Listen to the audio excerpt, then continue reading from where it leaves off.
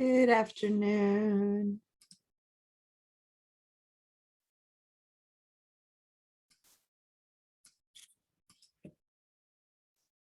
There we go. Hi, everyone. Deanna, nice to see you. Nice to see you, Deanna. Nice to see you too. I like that field of poppies or whatever nice orange flowers are behind you. That's up at Botanic Garden in the fall. Really?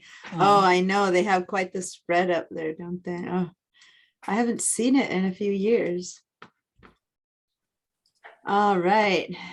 Letting everyone in. Okay, so guys, go into the chat and give a little hello while I take a sip of water. That.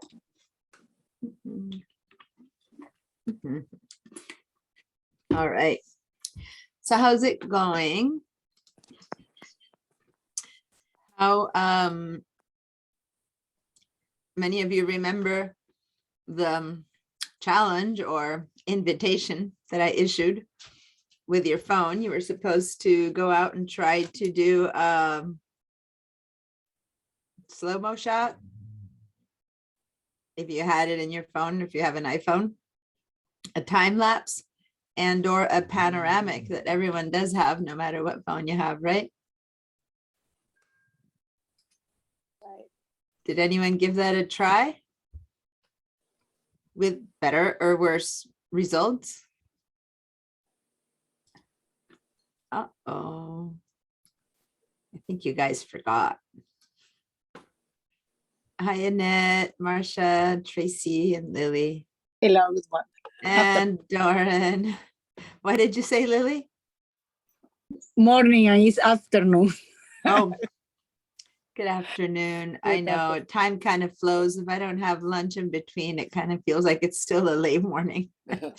All right, I'm seeing some yeses. Was that yes? You gave it a try, Mary Lee and Jeannie? Yes, I actually stood outside my back door and waited for a hummingbird forever to get to my feeder, and I did the slow-mo on the hummingbird. Oh my Wings are goodness. going like this. Oh, that sounds I've never done that before. It was wonderful. That is a great idea. Well, if fun. at some point you want to share your screen and show us your hummingbird slow-mo, that would be great. right. Guys,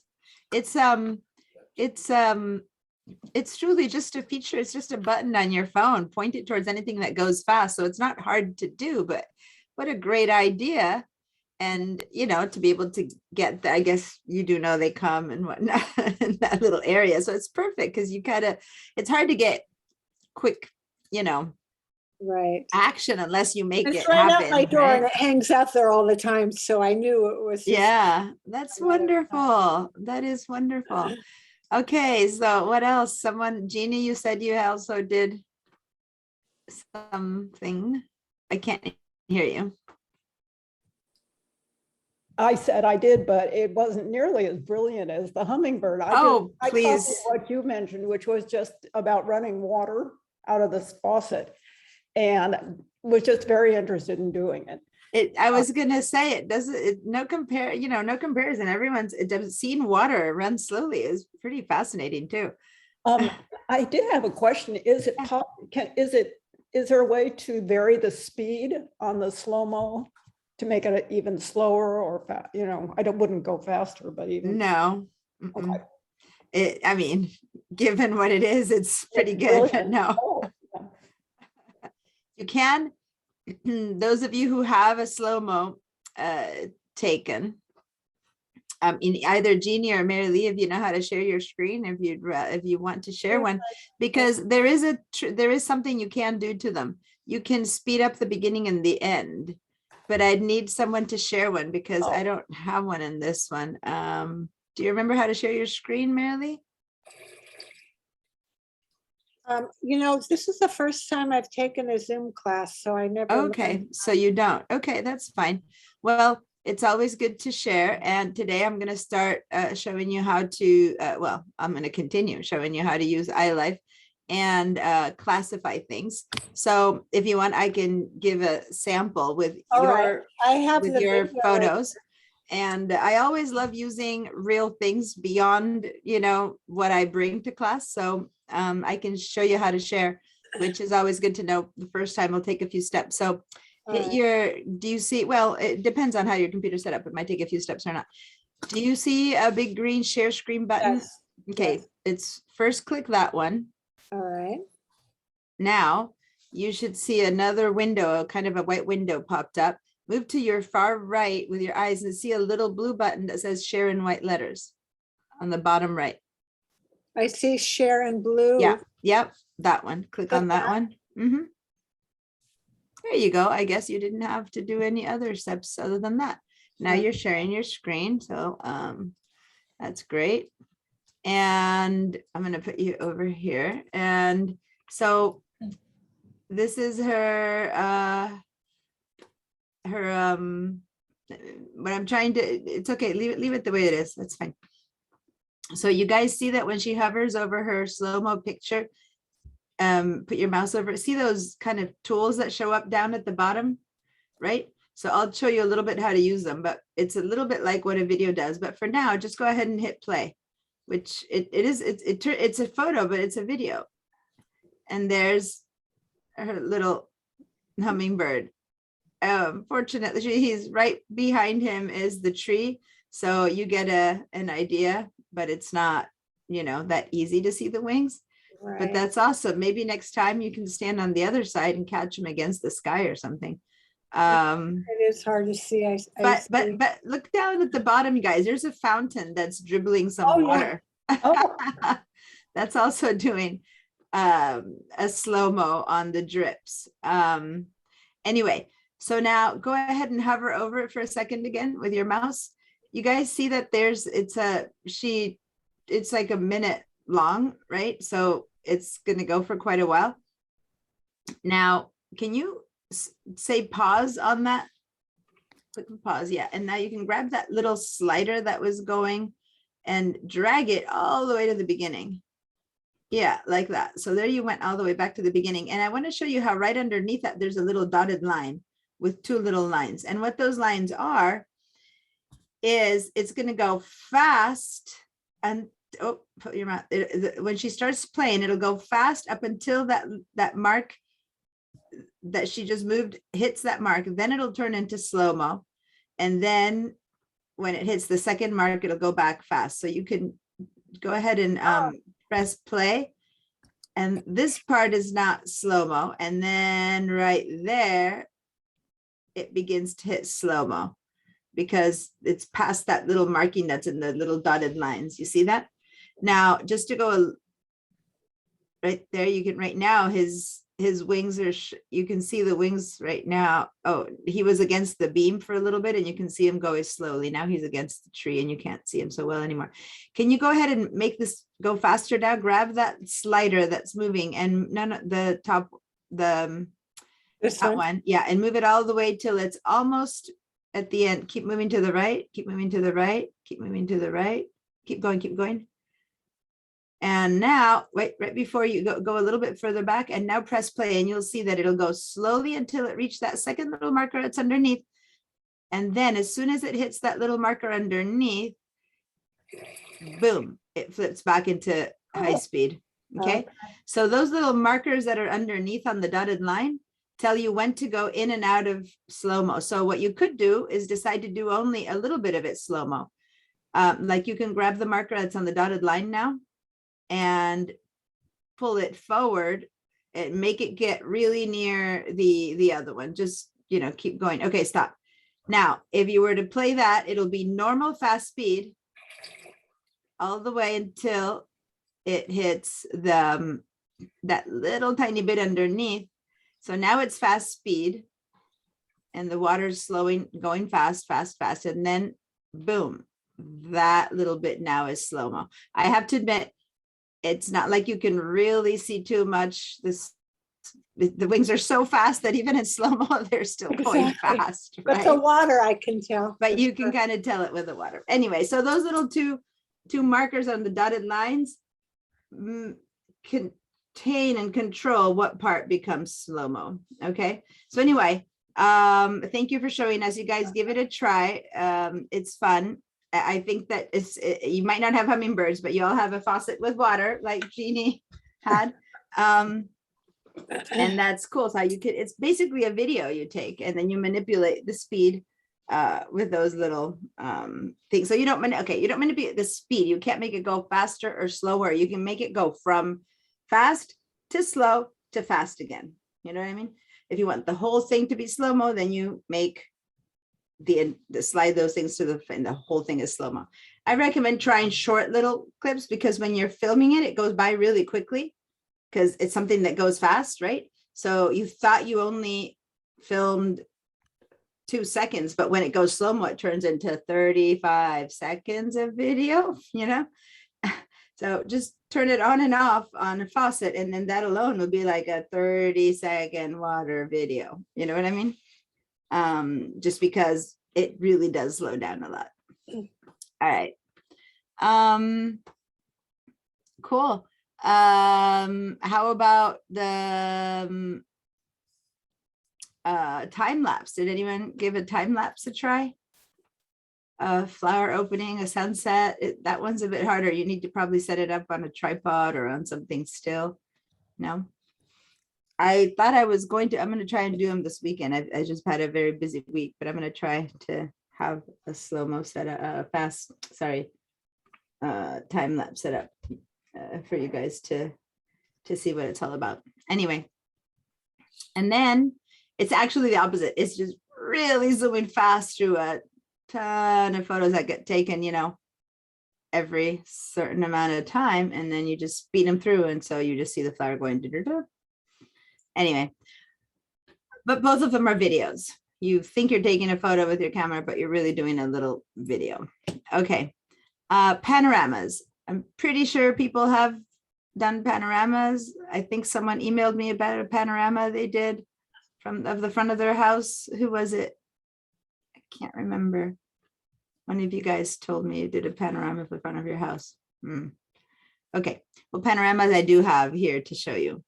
All right, anything else you want to share about things that you might have done with your photos, either with the camera, HDR, you know, things that we talked about last week?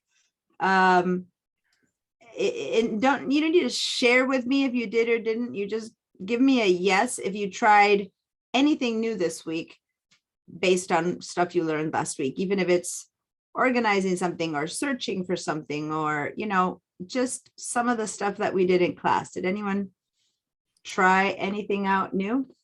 Just give me a yes with a digital yes, or, you know, go to the reactions button and say yes with a thing.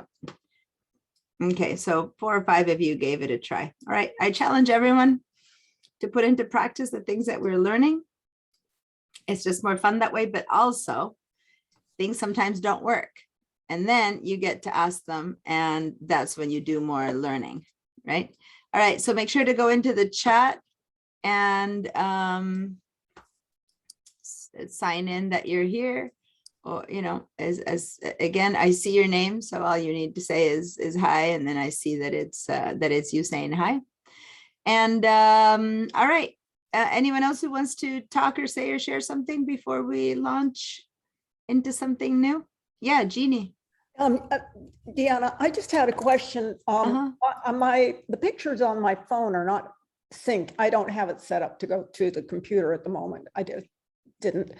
But so I was looking on my telephone about how you were describing that slow period before and after. I mean, the fast period. And I don't see that same setup with the line underneath. Is that? Yeah, I don't think you have that.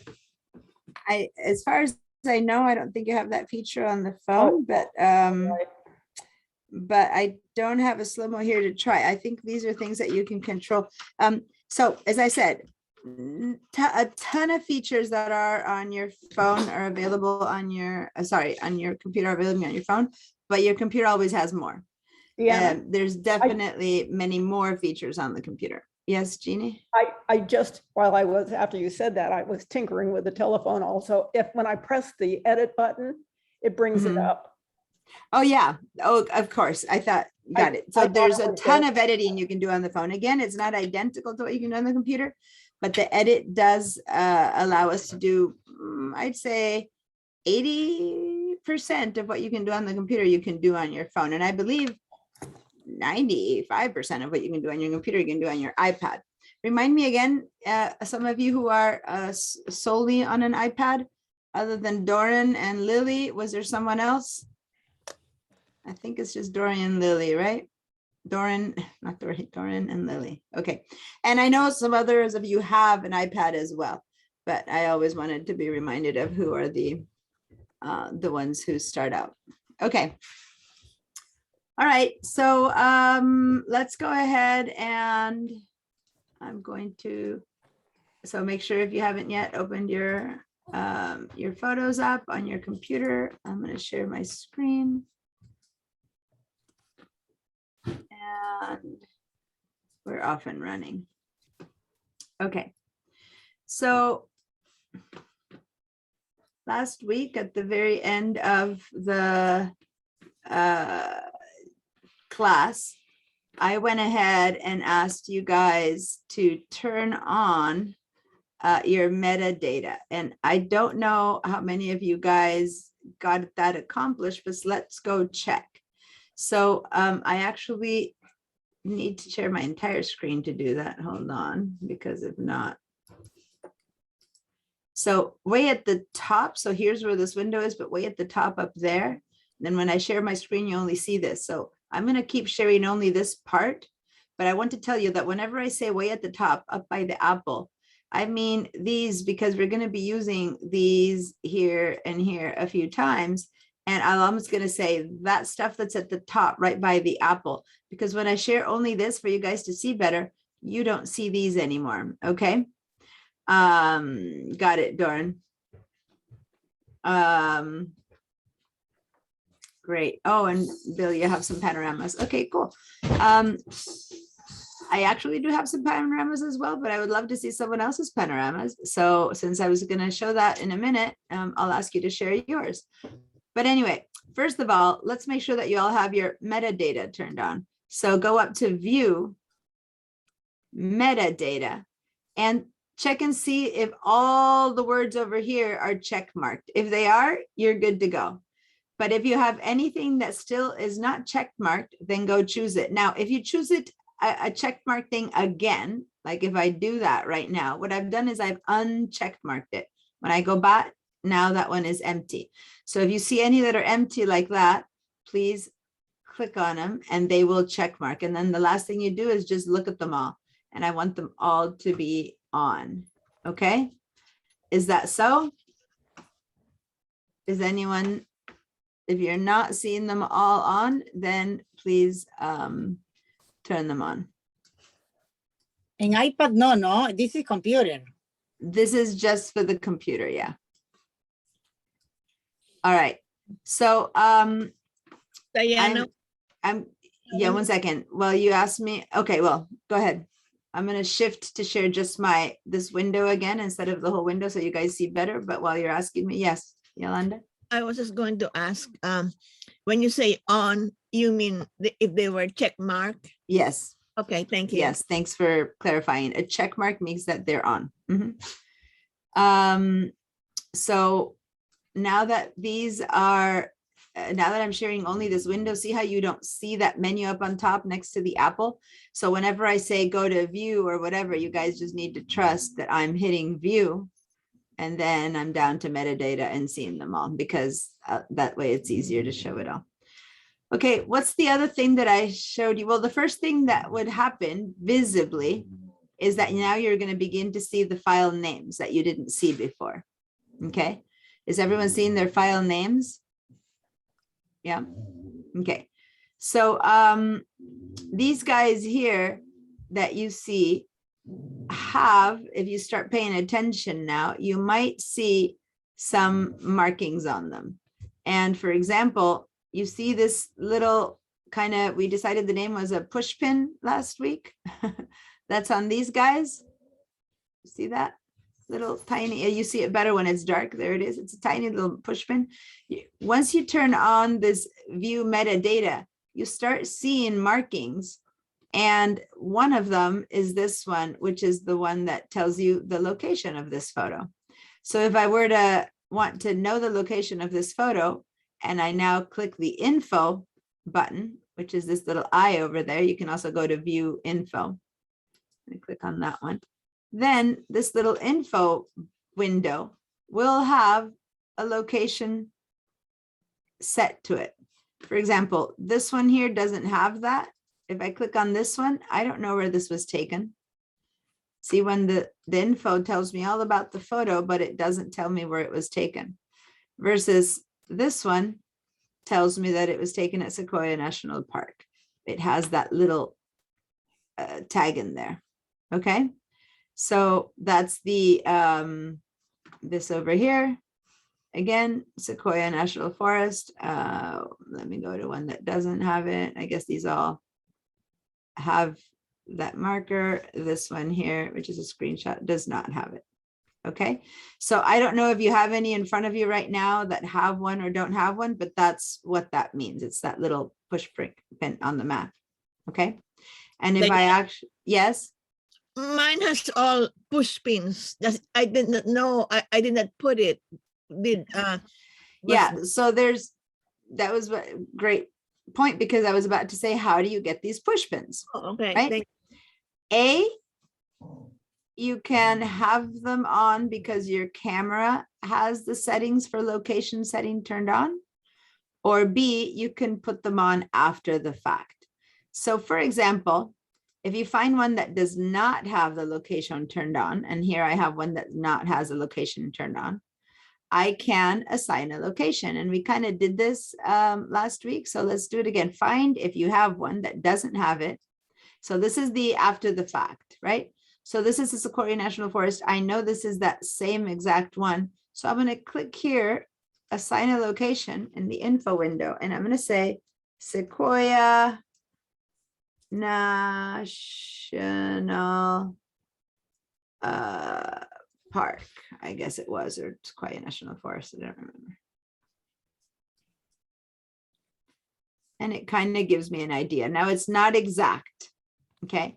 If this was absolutely exact, because I am writing it, I'm just writing the general name. It might be that it's in this part of the forest, or in this part of the forest, or in this part of the forest. I don't know. I just gave it the name, and it gives me a general idea of the area because I am assigning the location. On the other hand, so everyone put a location in there on your own. On the other hand, over here, there's a picture where the photo itself had the camera record the location when the photo was shot. And it's a tennis court that exists here in Santa Barbara in the Westmont College location here in Montecito. If I back out a little bit here, you can see that we're in Santa Barbara. If I get up closer, it's actually showing you exactly where the tennis courts are at the Westmont College. So it's quite precise. Okay. And that is the camera having the location settings turn on. Now, you can love this or you can hate this, right? So you need to choose. So this photo here is was taken at Paseo Nuevo. Paseo Nuevo has that huge chess board, and these are one of my kids playing chess on that huge thing. And there it is, Paseo Nuevo. And if I approach, it even probably shows the right place in the Paseo Nuevo in front of the Metropolitan Theater is where those big chessboards are set up. Okay, so this is very precise as to where that photo was taken. So now, how do you get that to happen or not happen, depending on how you might or not want these things to be recorded? I'm going to stop my share, and we're going to, it's about the phone. Now you might have this, getting a little bit crossed again. Move this out of the way. 1 second, guys. I've got like way too much going on here in the world of cables. I said I was gonna deal with it, but this week has been really crazy. My husband's setting up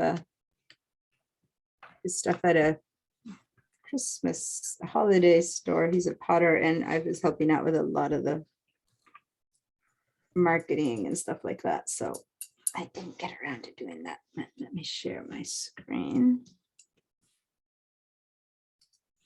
And I'm going to share my phone now. There we go. Okay, so here's my phone. And the way you take a picture with or without the settings is going to be, sorry, with or without the location settings is going to be based on your settings. So we have to go, let me put on my little spotlight so I can point my mouse. My phone isn't right. So here we go. We're going to the settings app. And remember, if you don't know where the settings app is, you scrush down a little bit like that and you start writing settings and then it'll pop up. Okay. So pop in and open up your settings. Now, there's a couple of different places on your phone where you get to choose location settings. One is actually just in, privacy and stuff like that. But let me check and see if the phone app itself over here. No, it's not. I just wanted to make sure that there was nothing in here in particular. This does not. No, I am in the phone. I've got the wrong one. Where's the camera? Looking for the camera app. I was looking the other way. Camera, right there. Record video, slow-mo. Oh, by the way, I did want to, I forgot, there is a way to change your speed of your slow-mo, which is over here. If you want to change how many frames per minute, you can have it do less frames or more frames per minute, but then that changes it like, it's not something you can vary when you're taking the camera. You have to change the settings over here, then take your photo and then come change it here. So it's not something that's on the camera that you can speed it up or speed it down. Okay, so there's nothing about the location settings here. So I'm going to go back up. I just wanted to make sure. And yes, you do have, so back out if you were in the camera. And let me remind you when I say back out how to do that. Where was the camera again? When you click on camera to back out, you have to go up here on the top left where it says settings. And over there, now we're going to go find under, I believe it's under general. I'm having a bit of a blank right now.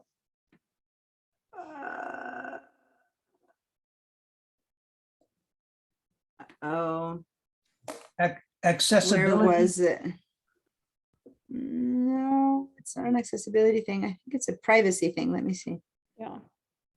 Yes, under privacy. Okay. Privacy. So go to privacy. Yeah, because having the phone being able to track where you are or not is a privacy issue for some people and others not. So it's under privacy. And under privacy, the top choice is location services.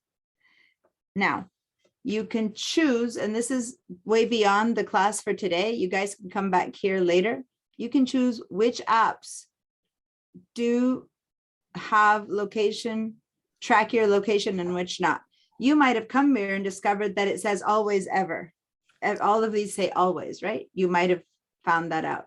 Or you might have found that they all say never if someone ever fixed them for you. First of all, for the location services to work, this needs to be on. If this is off, nothing on your phone is nothing.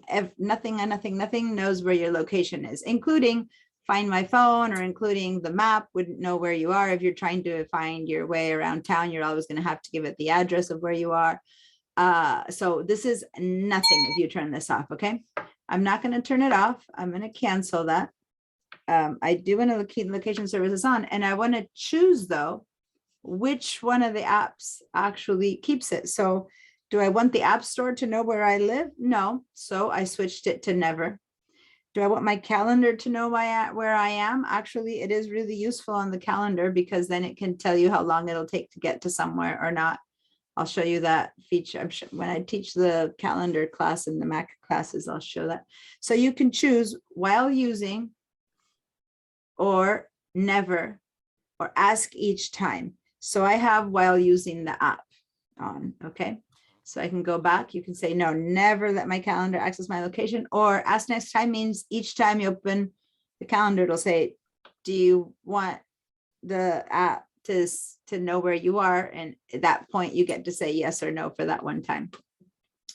So for example, the camera, I don't want anything to be always tracking me, but I can have it on or off while I'm using it. So in my case, if I say while using the app, then your location is going to be used to tag where the photos and videos are taken, which then improves photo search and memories. It's true, later it'll be able to find photos of that space or that moment or stuff like that.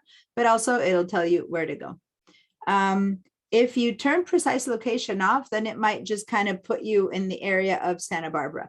If you have this turned on, whoops, let me turn tight, then it'll actually put you, like I showed you, right in that tennis court on Westmont, or right on the mall strip in front of the Paseo Nuevo movie theaters, which is where that chessboard is at. Okay, so that's the difference between just having a general idea of where it is. Now, if your photo was already tagged, that doesn't change. This doesn't change all the taggings that already exist. This changes the photos you take from now on. Does that make sense?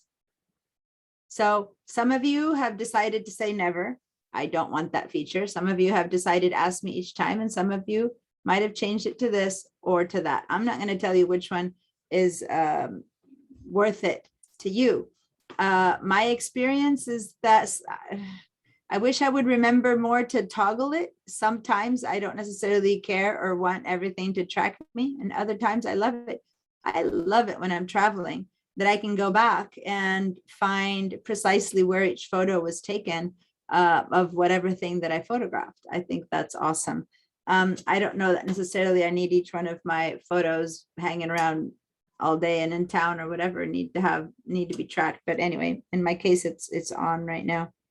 And so on and so forth. So I'm not going to lead you through all of them, but it would make to me no sense to have like the maps apps to not have location, because then when you turn on the map, they know where you are and it tells you if you got to turn right or left or stuff like that. So anyway, your choice. I never need the news to know where I am, but if you do tell it where you are, then it might give you more local stories versus not, stuff like that. So anyway, App clips, please. what's that? App clips at the top. App clips. I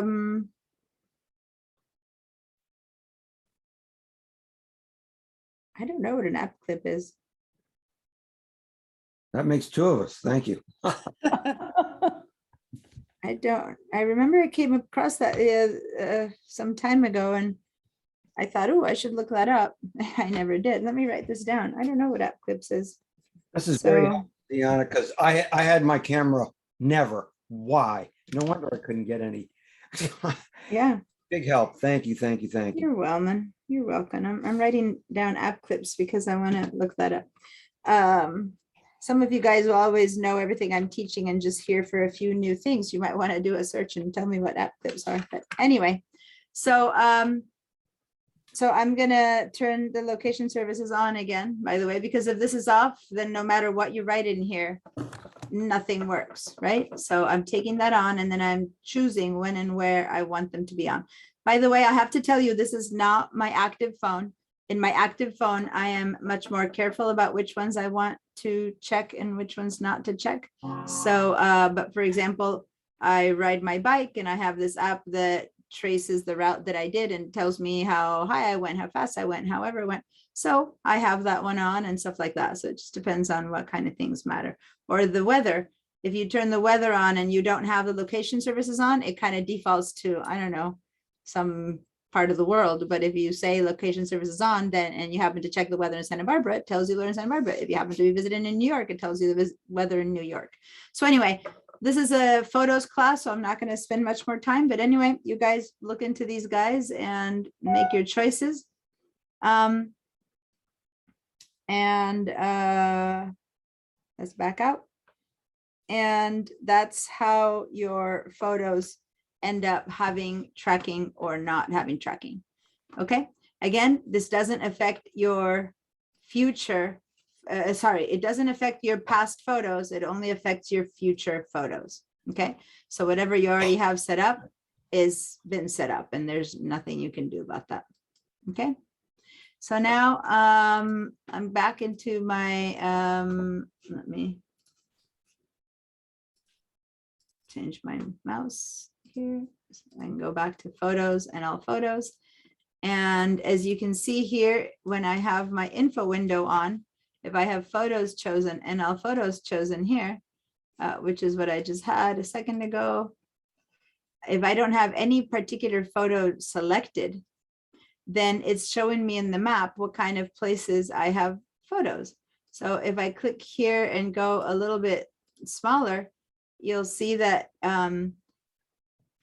if I go really small, it's reduced everything in this area to 1 pin, this area to 1 pin.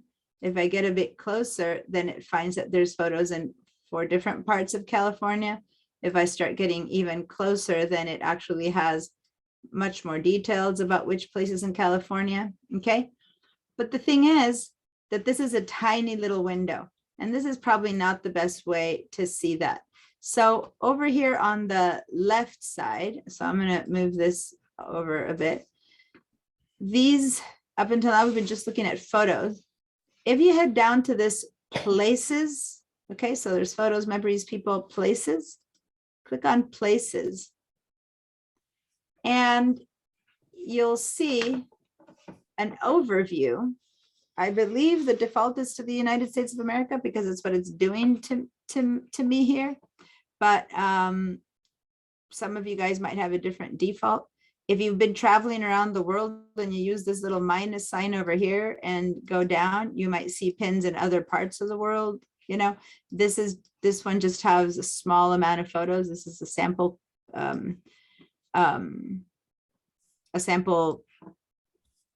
set of photos that I'm showing you here. So I don't have anything from anywhere else, but you guys know I've been in Argentina and New York lately, so I would have pins in there if I had all those photos up here.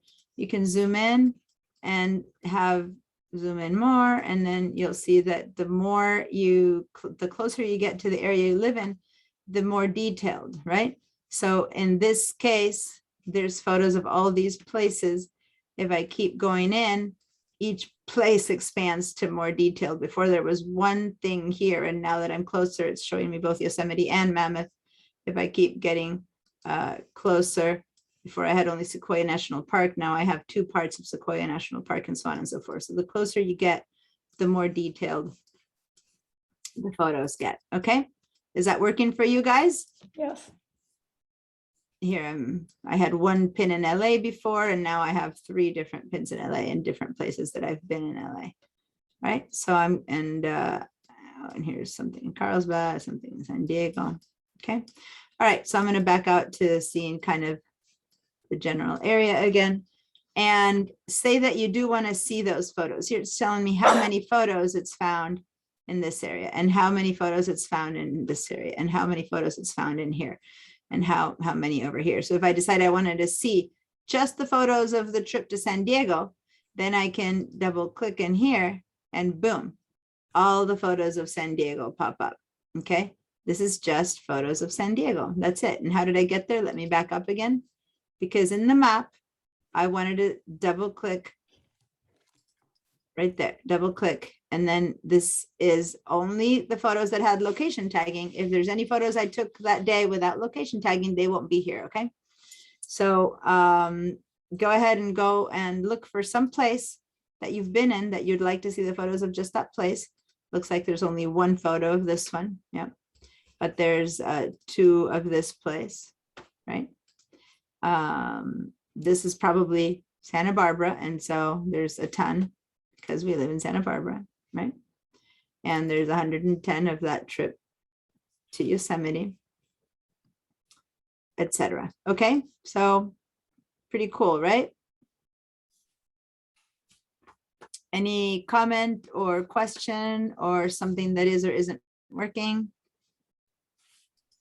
Oh, Nope. Nope. All right. Does somebody have a change of heart? I just want to also know how these things land on you. Do they land like when first started to be traced at first? I remember some of you guys were still in my classes when I was like all like, oh, I hate this. It's so invasive. Over the years, I'm changing my mind a little bit about it. Does anyone feel like they would prefer to turn theirs off or turn their location tracking on, or? Because I know there's always questions about privacy, and I just want to hear if you guys have any concerns that others might want to hear or not. Like who gets to know this, who doesn't? Well, Diane, it's Michael. Yeah. My problem is I forget where I've been, so it helps. Mm, I find it's a big help. mhm. And fortunately, no one wants to know where I'm at, so it makes it easier to thought. All right. Great point. So I I have a question. yes, If Marcia. you forget where you're at and you take a picture of yourself, can you look it up? Absolutely. Yes. perfect. No, actually, yes. And in fact, once, which I remember being, I don't know why the map wasn't working. My son was on the phone. He couldn't figure out where he was. And there's this thing where you can trace another phone, and he didn't have his turned on, and he was trying to get there. So I told him to take a picture and to look at that. And then from that map, he was able to figure out where to go. So it's actually kind of, I was trying to rescue him out. He was up, it's his first time taking a bus, and he was up and visiting a friend up by Los Carneros in that area. He had a friend who lives there, and he took a bus. And so we're, his dad and I were tracking on the phone to make sure he was still okay. And what are things you can do now that you couldn't have done before. And then when he got off, he didn't know whether to turn right or left. And so my map and Jack's map, Jack's my husband, said that he was in different places, like 2 blocks apart, like it wasn't precise. He has my son has a very old phone, so probably the location wasn't exact. And I couldn't tell him to turn right or left or go forward or backwards because both our maps were showing something different.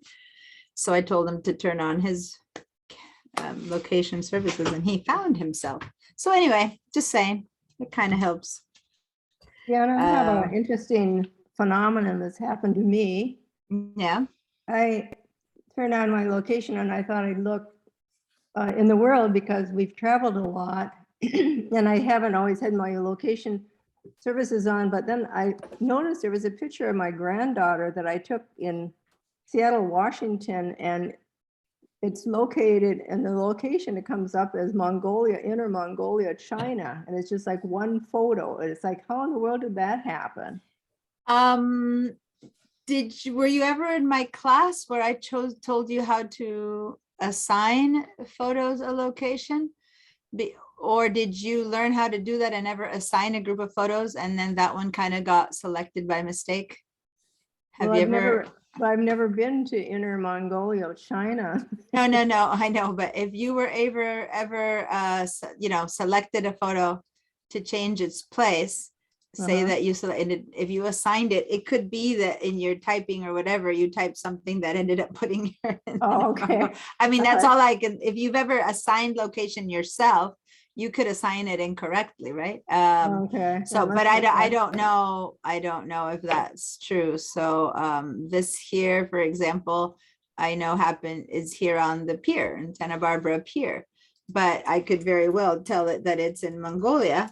And it'll put it in Inner Mongolia. There we are. Like, Okay. you know how when you type and things suddenly now he's not in Santa Barbara, he's somewhere in China and Mongolia. Okay. Right. So yeah, I'm just okay, saying yeah, somehow you could have tried to type yeah. some other thing and it ended up being in Mongolia. Let me go put this one back somewhere else. Let me put this one in the Santa Barbara Pier. I'll just put her back in Alright. Washington. Now that one's now that's not now that one's in the right place. Okay. It's in and by the way, I wanted to show you that I didn't have the exact location of the Santa Barbara Pier. All I did is I wrote Santa Barbara Pier. I didn't remember that it was called Stearns Wharf.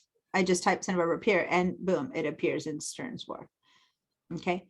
Now, in fact, those of you who know the pier know that that's not the part of the pier where you fish. The part of the pier is where you fish. So had this been tracked by the photo, it would put the little pin at the tip of the fish. The fact that it puts it over here, which is where the museum is just because it finds a central point when you just give it names like that, right? But it's near enough.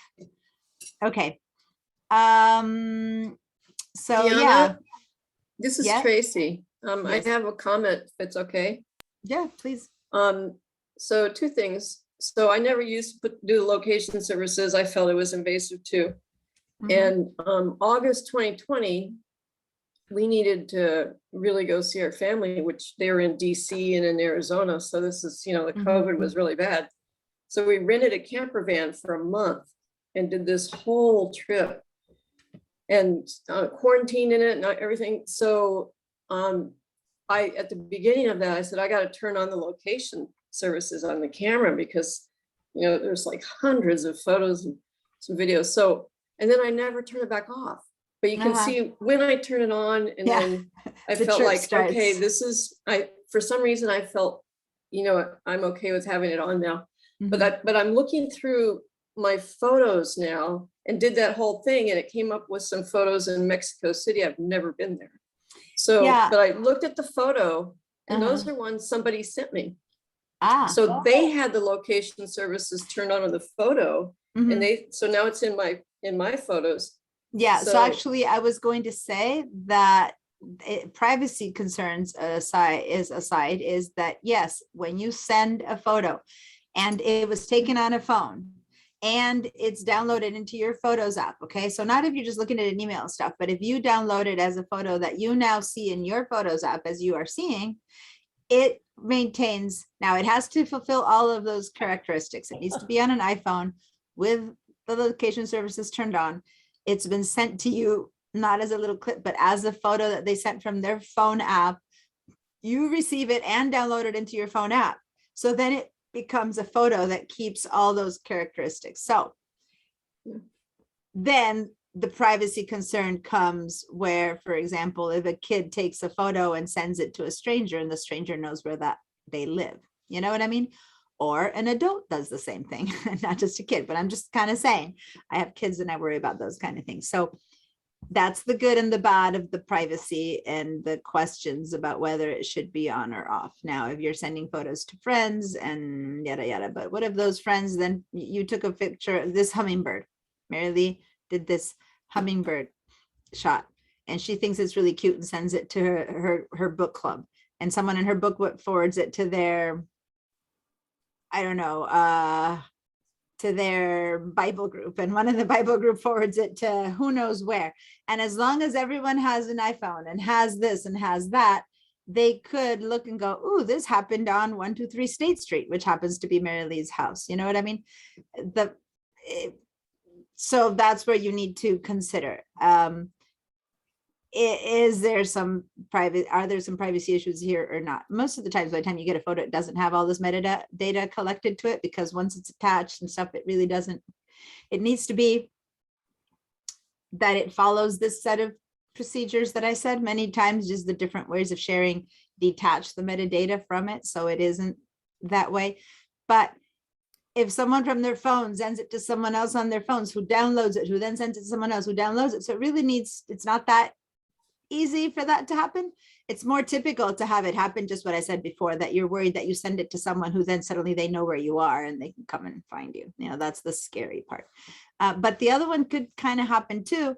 So you might want to consider that if you're going to group your photo out, like if you want to share your photo out as a group thing, you might want to come in, get rid of the location tag for that photo that you're about to share, right? So as much as this one has a location tag, this one says Lake George, Mammoth Lakes, California.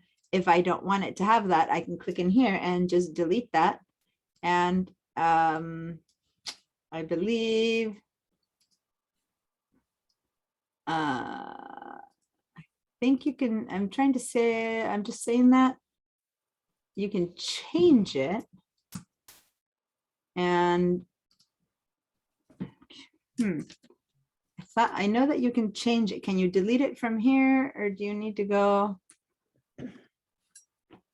up here to image location, hide location? So yeah, if it's taken by the camera, I mean, I could now say Yosemite, so I can change where it goes, right? So suddenly it's not in Mammoth anymore, it's in Yosemite. So you can hide that, or you can double click and say, USA, whatever, it's in the United States. So you can change that, but it doesn't seem to be letting me just completely. Oh yeah, it did. It doesn't let me completely let go of it. So the way you can do it to completely let go of a location, okay, I'm still in this one that used to say Lake George, Mammoth. I can go up to where it says image. So now I'm taking you, remember I said go up to those words that are to the right of the apple, and there's an image, and then you can say location, and you can say either revert, which is only there because I reverted, because I changed its location, so I can revert to its original location, and actually it didn't work. Sorry, it worked. It said back to Lake George, or I can go back and say hide location. Okay, so if you're really going to send it somewhere that is, generic, you can say hide. So up to image, and then you want to bring it back, you just revert back to original location. Okay, so you can either give it a generic location, or you can hide the location up from image view. So go to some photo of yours and hide location. And now if the photo didn't have location tag turned on and you go to location, you can't make it turn it on, right? So this one was not taken with location turned on. So when I go there, it doesn't let me suddenly reveal a location. So it's not like someone can find it. I can assign a location, but I can't turn back on a location that was never there, versus one that had a location. You can hide it or change it, but you can't completely get rid of it. Maybe there's a way to completely get rid of it. I don't know of it. Okay. So yeah, pretty cool. I like the kids and I did a trip from here. I don't know, at this point it was 4 or 5 years ago, all the way to the East Coast and back.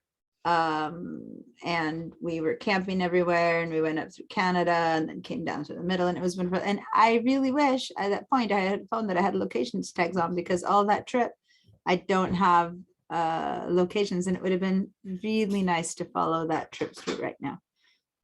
So, for better or for worse, that's there. Okay. Any other questions about that? The whole places thing, now you know what that is, and you know how to turn it on and off.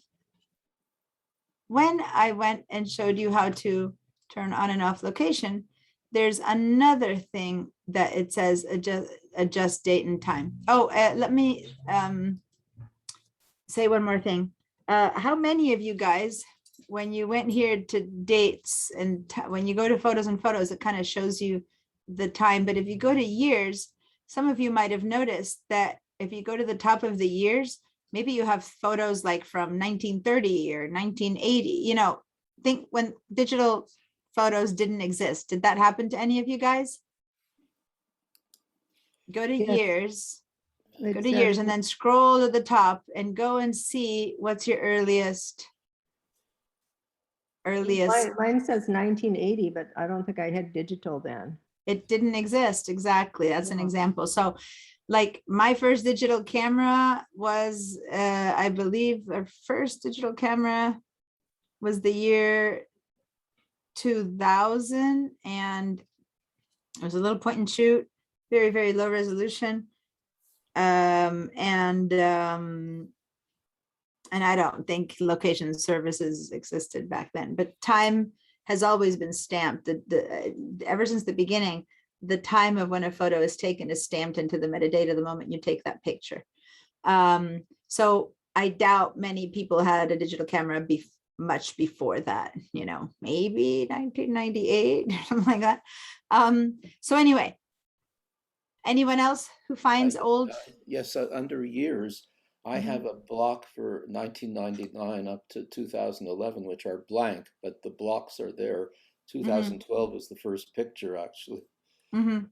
So it still shows the a box for A year. white, a block. blank. That's interesting. And you click on it and nothing happens, because if I click on this one or double click, then it shows me that.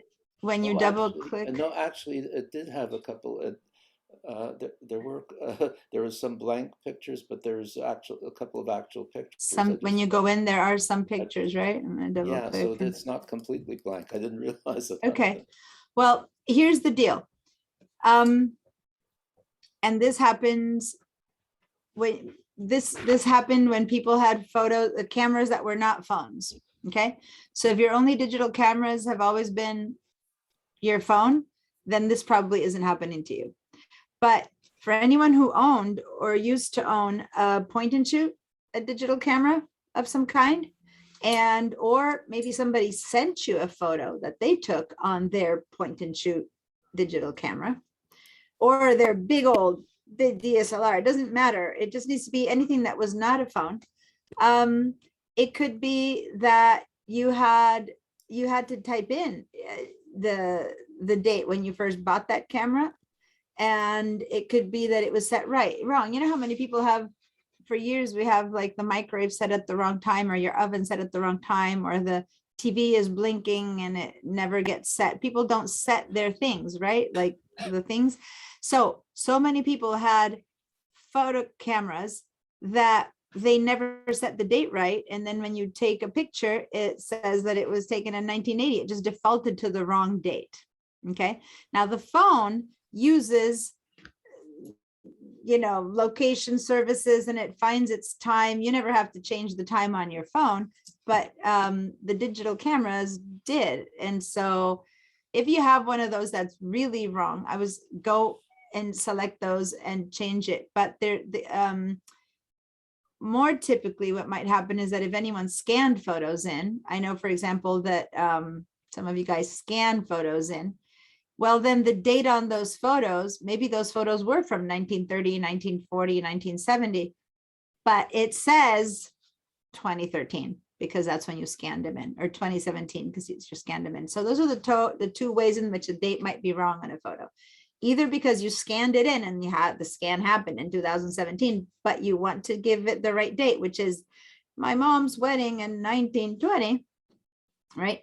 Or the other way around, a photo that should be, you know, from the year 2010, but it was taken with a digital camera that was set incorrectly and it shows up at a completely different date.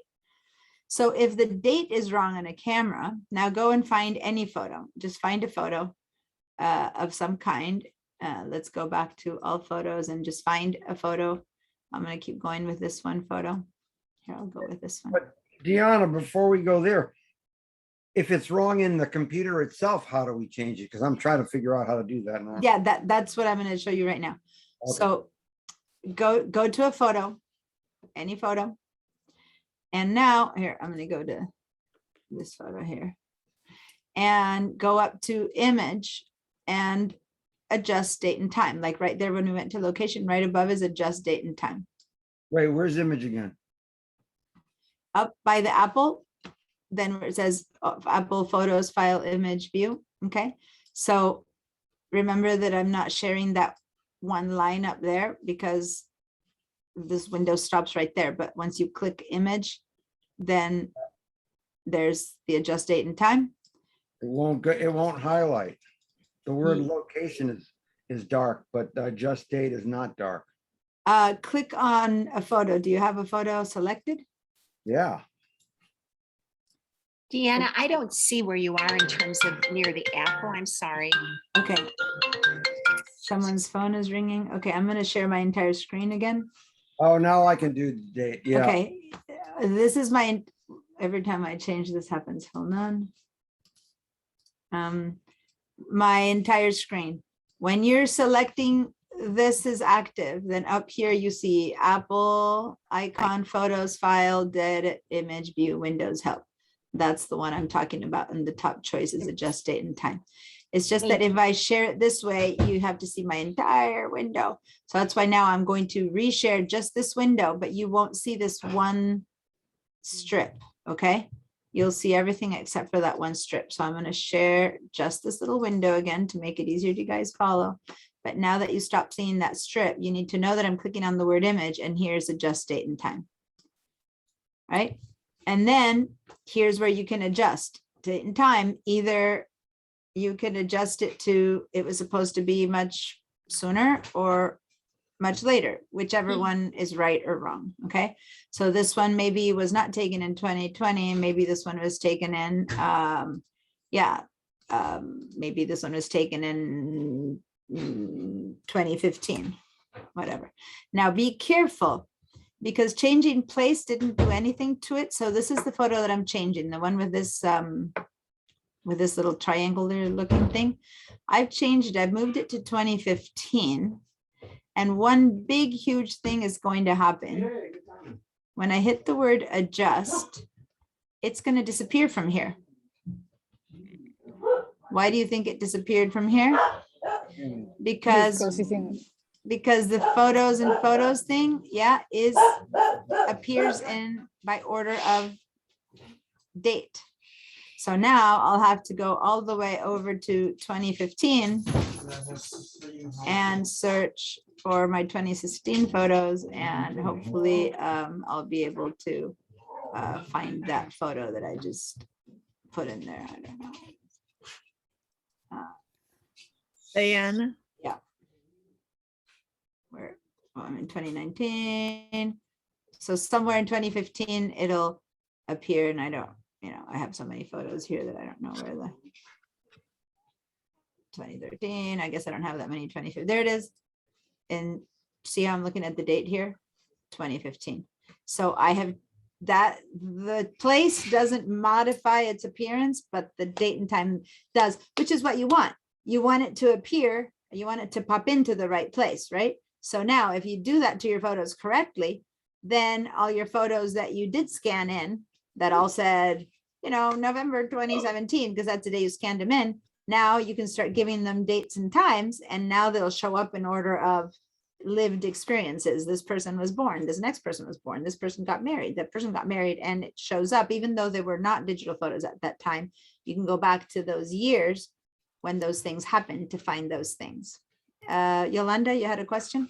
Yeah, so when you said click on any picture and then go to the image and then go to adjust date and time of selected photo, and mine says the original date and time of your photo is shown below. Adjust it to the correct time.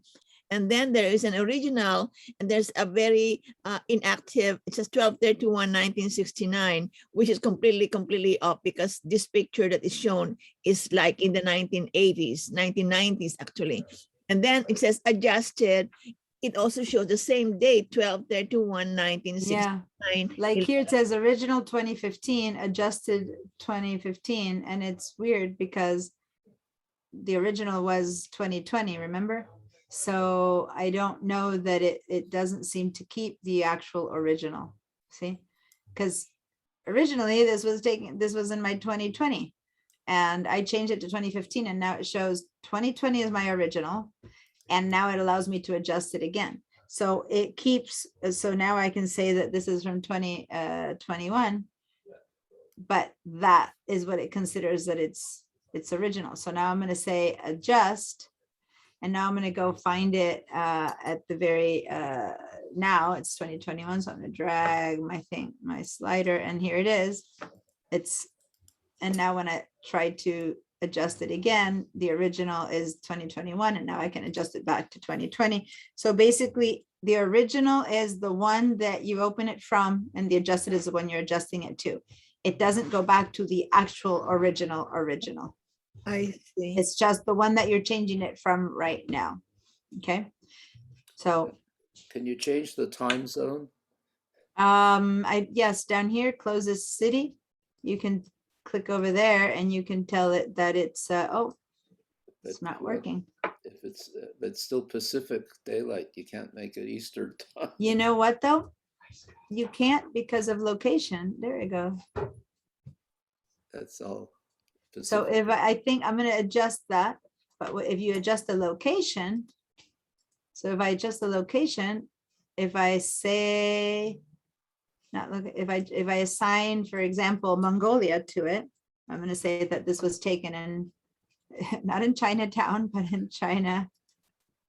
Let's see that it was in Beijing, China. Let's see now.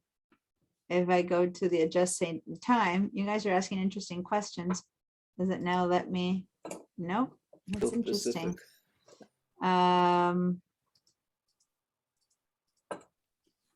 Well, there it is. It did change to China. Oh yeah, look, Oh, that's I how you see. change it, by clicking. Oh, that makes sense. There you go. I've never tried to change the time zone, so I didn't know the answer to this one. Now I can say that it was taken in actual China. Oh, that's useful. There you go. I've just adjusted it to, if I go to all of my places now, and I scroll down, I now will have a photo taken in, no, nope, it doesn't yet show up, I guess, because it's only one. That's interesting. Anyway, yeah, it does say Beijing, China. It's not showing up in my map. I guess it needs more than just one photo to show up in the big picture of it. Anyway, so yeah, there we go. So that's how you adjust the time frame by, not the time frame, the time. Yep, that works. Yeah. Thank you. All right. So there you go. Lots of, and now I've kind of, after all those changes, I've kind of dialed my way back to putting exactly where it was, which is over here and the 2020. Okay, so be careful though with that. The time zone does pop your picture away. So if you gave it the wrong time, you might not know how to find it again. You were trying to type in 1980 because that's when so-and-so got married. And if you typed in 1970, you'd have to scroll through all your pictures to find it, because now it's not in the right place, but it's also not in the day you scanned it. Does that make sense? Anyway. How does this help when you're trying to search for places or for time, right? Because last week I showed you how to search based on words. Remember that we did trees, and then trees or photos with trees kind of showed up, right? And that was cool. But does it work if you're going to search something by time? Well, let's see if we say photos that were taken in March. And I know you can't see the whole ending of this, but it says March 258. So I'll click on that, and then it shows me that there's different amounts of photos that I've kind of tagged. Now those are location tags, those are searches, those are calendar tags. I'm going to click on different things like that. So right now that I clicked on the word March, if I click away, technically, let's see, but all of these photos should have been taken in March. So I'm going to click on this photo, and oh, look, it's March 2nd, 2018. And if I click on this one, it's March 27, 2018. And I click on this one, March 2019. Click on this one, March 2016. So it seems to be working, right? That whenever I click on something, they're all in March of whatever year, because I'm just asking for anything taken in March. So if you guys know that an event, solstice, solstice happens in June, and you don't remember which year of solstice the photo you're looking for. Yeah, I'm talking about Santa Barbara Solstice Parade. Say that you take photos of it and you don't remember, there was this float that was so cool that I took a picture of, but what year was it? Well, type the word June. June across all the years pops up, and then you scroll and maybe you come upon, I mean, if you take hundreds of pictures each year, it might still be hard, but you get what I mean? It's just one more way to possibly find things. If you say November, you might be able to see Thanksgiving pictures across the board, even if you didn't tag them as Thanksgiving, if you didn't keyword them or describe them or do anything to them yourself. We've only learned about description the other week. We haven't yet learned about tagging and keywording and all that. So if all you remember is that it was Thanksgiving, well, then go ahead and let's click the X to get rid of that, and then say November, and then click on November. And any photo that was taken in November will show up. And these photos here, oh, my little boys, just pop in. And of course, this is a sample set of photos, so it's not like I have that many, but if you tag November, you probably have many more than just these, but this spans November 2015 through 2017. Okay. Deanna, And how now, did oh, sorry. one second. And if you want to see them, to see what they are, you select, right? And they're so tiny, I can't tell if it's the right one.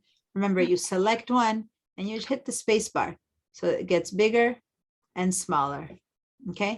So you click on a photo and you check it. Oh, there you go. My son's sleeping in one another of his weird photos, and so on and so forth. So you can check on the photos. Oh, my little boy's cuddled up. I have no idea what this is. A photo that looks like my kid took of the hamster cage. Okay, so there you go. How did I get there? I clicked. How did you get to search?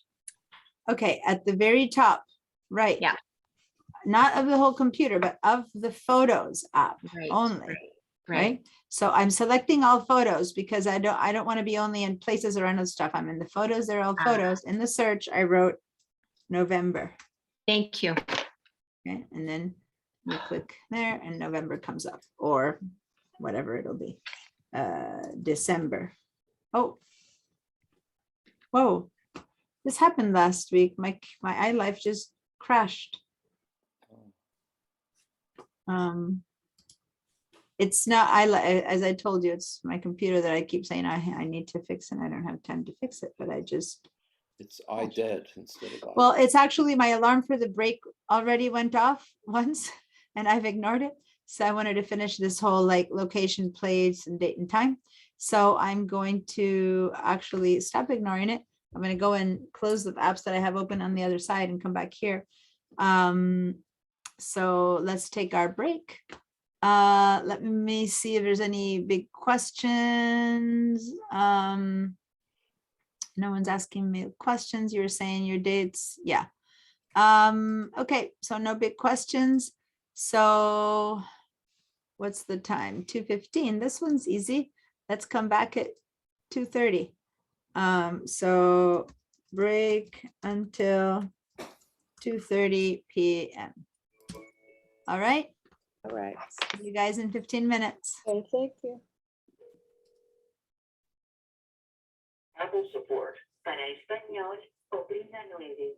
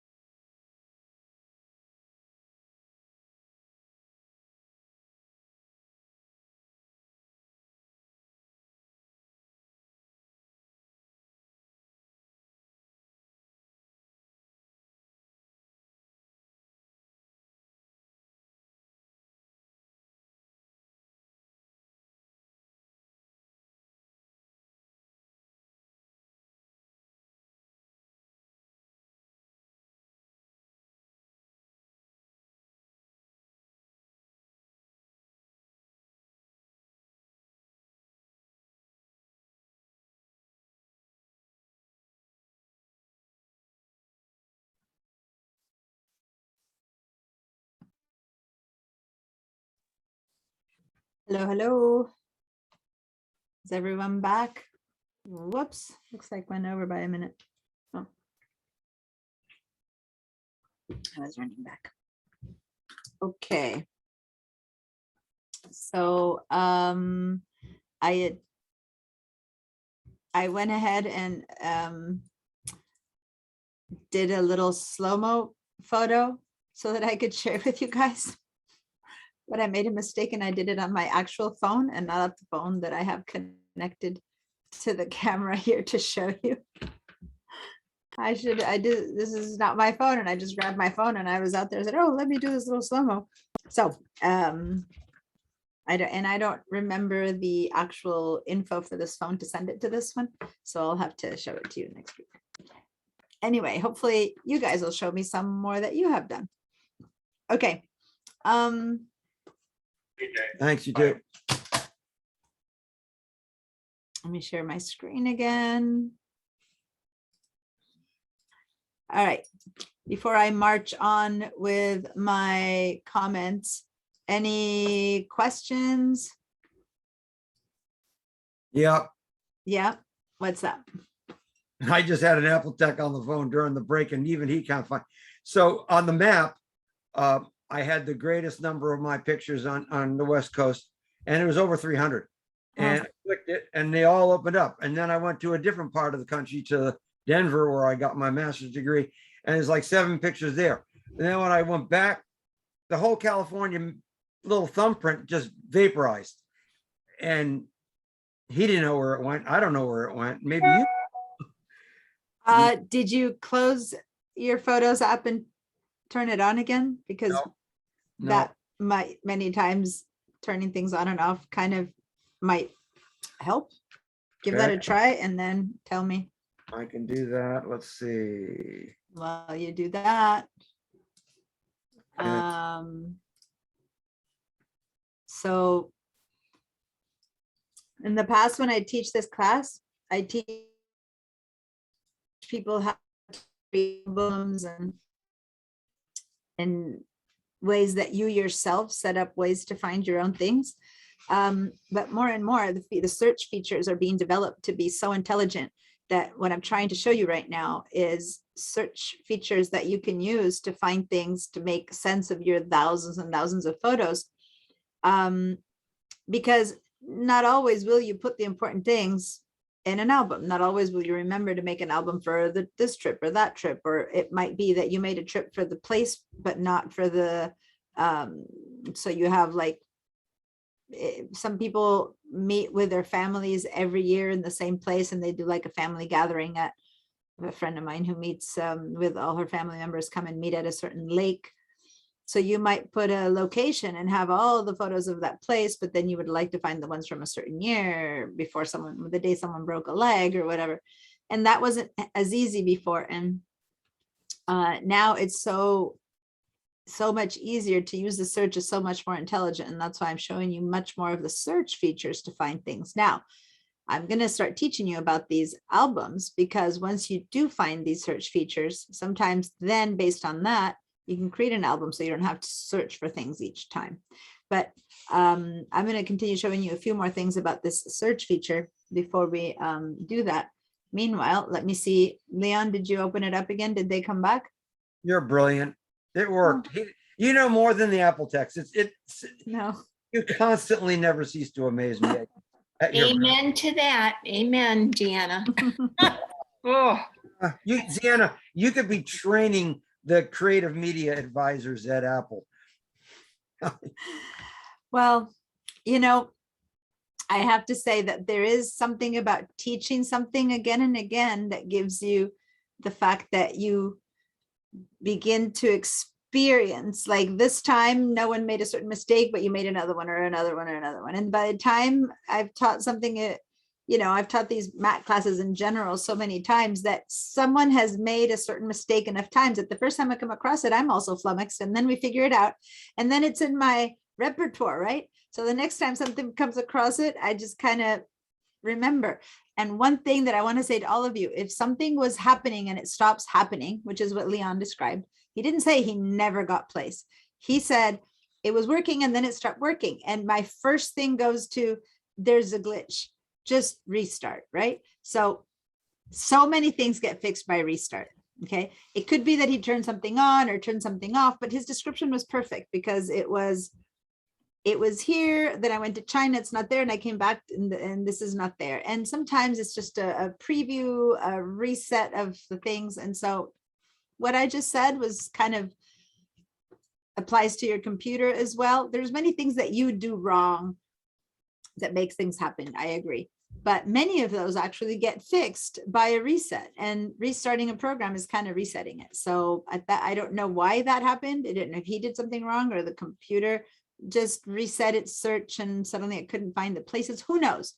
But a reset tends to be the, I think once there was this joke amongst IT professionals, people keep on call to, you know, fix their computers when things go wrong. And someone was saying how every time that how many thousands of dollars he got paid just to tell people to restart your computer, right? It's like, and things got fixed. So this one isn't about being a genius. It's about, first of all, restart.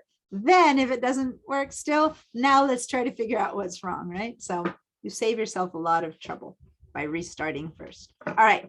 Now this case, it wasn't restart your whole computer, just restart the program. If it still doesn't work, the second step is restart your computer. If then it still doesn't work, now you go in to see if you can figure out what the problem is, okay? So there's like the two steps, restart the program, then restart the computer. And if neither of those fixes it, let's search for how we fix this, all right? So that ingrain that into all your brains and you'll all be just as genius as me next time. Okay. I don't think so. Well, you'll be able to get quite a few of the things will at that point work, and then you'll still be faced with the ones that a reset doesn't fix, and then you'll still have to work on those. But it might save you calling the Apple Tech before you really need the Apple Tech. All right. Thank you guys, by the way, for the sweet words. I was showing you. So if you have any search here already set up, don't forget to click the X to get rid of it, right? So I think the last thing I had shown you was November, I think we said. And when you say November, you might have one thing here, you might have many things, but notice that in this case, I came up with 328. When I clicked on this to find those 328, it divided those 328 in options. And see how there's a different little icon here in front of these options. So you guys might have different options than me, but it's saying, okay, so do you want to say November at home? The computer knows my home address, so it knows what home means. Do you want to say November in Santa Barbara? Or it looks like I have photos in November in some other place. So maybe if I were somewhere else in November, it might show that place. Or do you want to say November 2019? Or do you want to say live photos? Remember live photos, that feature, November? So what if I say November 2019? Then up here, I have two things showing up. It has to be November and it has to be 2019, right? So these show up. Within November 2019, is it fireworks photos? Is it sport photos or vehicle or art or 71? So notice, before I go further, that this here is saying that there's 81 photos, but I don't see 81 photos. I just see a few, right? And if I now want to see more and I say that I just click here to get rid of this, because I don't want to choose one particular one of those, I want to see those 81 photos, I can just click here and that menu disappears. And now of the 81 photos, I'm only seeing these two rows and I want to see them all. So I'll click here. And these are the 81 photos, which my son who does storyboards. Anyway, so it's not that many photos, but there you go. Okay. So it went from showing all items. I can go back to show only, for example, favorites or edited or stuff like that. I can back up, right? So that is choices. Maybe I want to see photos or I want to see other, videos only, and there's no videos in that group, or I want to see favorites and there's no favorites, or edited, there's none. So I click and they go off and I'm just back to showing all items. So again, you get to the place where you say, okay, November 2019, what if I want to see November 2019 and fireworks? I click on that and I'm left with only this one. So you kind of make it shorter and shorter and shorter choices. So I'm going to now hit the delete key to get rid of that choice, hit the delete key to get rid of that choice, hit the delete key to get rid of that choice. So yes, Yolanda? It could be my laptop, but when I put November 2019 under the search, what came out was it said no results. There were no results for November 2019, which is impossible because I always have. You always take pictures, yeah. Could it be? I don't know the answer to that one now. Did you write 2019? If you went to November, right, and you clicked on November, did you have the choice here for 2019, or did you write November 2019? Nothing came up. Usually there will be something in there like you had 89 pictures for this particular, not only thing that came out was no results. Okay, and that so here's my first thought. Make sure that you're not already in some situation, like maybe you're in months or something where it's sub-selected and you don't have November there, like you're in March or something. Make sure you're not in an album, because then it's searching only in that album. So if you're only searching in one of these albums that some of you don't have any, and you do a search for November, then it might not find it or something like that. I don't know. But if you're in photos where it's searching all of your album and you're putting November and nothing's showing up, then I would need you to share your screen so we can see what might be happening, because I don't know. So first of all, I was on the all photos. So I have, so I will share my screen and put the date. Okay, don't share yet because mine is sharing, so it won't work. So give me a second. Let me just give one more example for everyone to follow, one more example, and then I'll start with problems and we'll look at yours. So here I'll start with March, and it says 758 pictures. And if I want, I could see them all right here, but 758 is pictures. But it's on the left. Let me just show this and then I'll go to help you. When I just say March, it shows me loose photos, 758 of them. I guess I took a lot of photos in March. Or I can scroll down and it shows me something under moments, and we're going to talk about what moments are later, or categories, or dates, or memories. So there's different categories of what the computer is willing to find under March. And all of these are subsets of this one, right? So every single one of the March photos appears over here, and then divided into different possibilities, including the times, the general groups of things when these are. So I'll tell you a little bit more about all of these later, but I just wanted to show you that this one would be the overall one, which shows every single one of them. And then one more thing, if you just say March, then it just looks for anything that says March. But what if, like this, I have 750 of them, and I do remember the date of something. Say I remember that it was March 18th or something like that. So I'm going to write March 31st, for example. So then it hones specifically on March 38, which it happens to be that I took 77 photos that day because I happened to be somewhere on March 13th. I guess was this spring break probably, or something like that. And so then you see a ton, but it's possible that March 2nd, oh, looks like I still do have some photos on March 2nd, or March 1st, maybe. Well, looks like I keep finding things, right? So it depends on, how what you keep putting in here, whether you can find specific things. Okay, keep playing around with that. I'm going to stop my share to see Yolanda and do some of these searches to see if something that a special date for comes up. It's not perfect, but let's see. Some people might go, no, I'm not finding anything on a special date, or some people might say it's working marvelously. All right, Yolanda, you want to share your screen now? I've stopped my share. Okay. So this is where I started. I was on the all photos. Hold on, I'm not seeing your screen. Did you share it? Yeah, I click share screen. And then you have to click on the other, you have to click again on. Oh, I see. Okay. On the second share. In second share, where they see? Oh, It's the bottom right. okay, right. Yeah, there we go. Okay. So, and then under participants can now see your screen under there on search. Okay, click in there.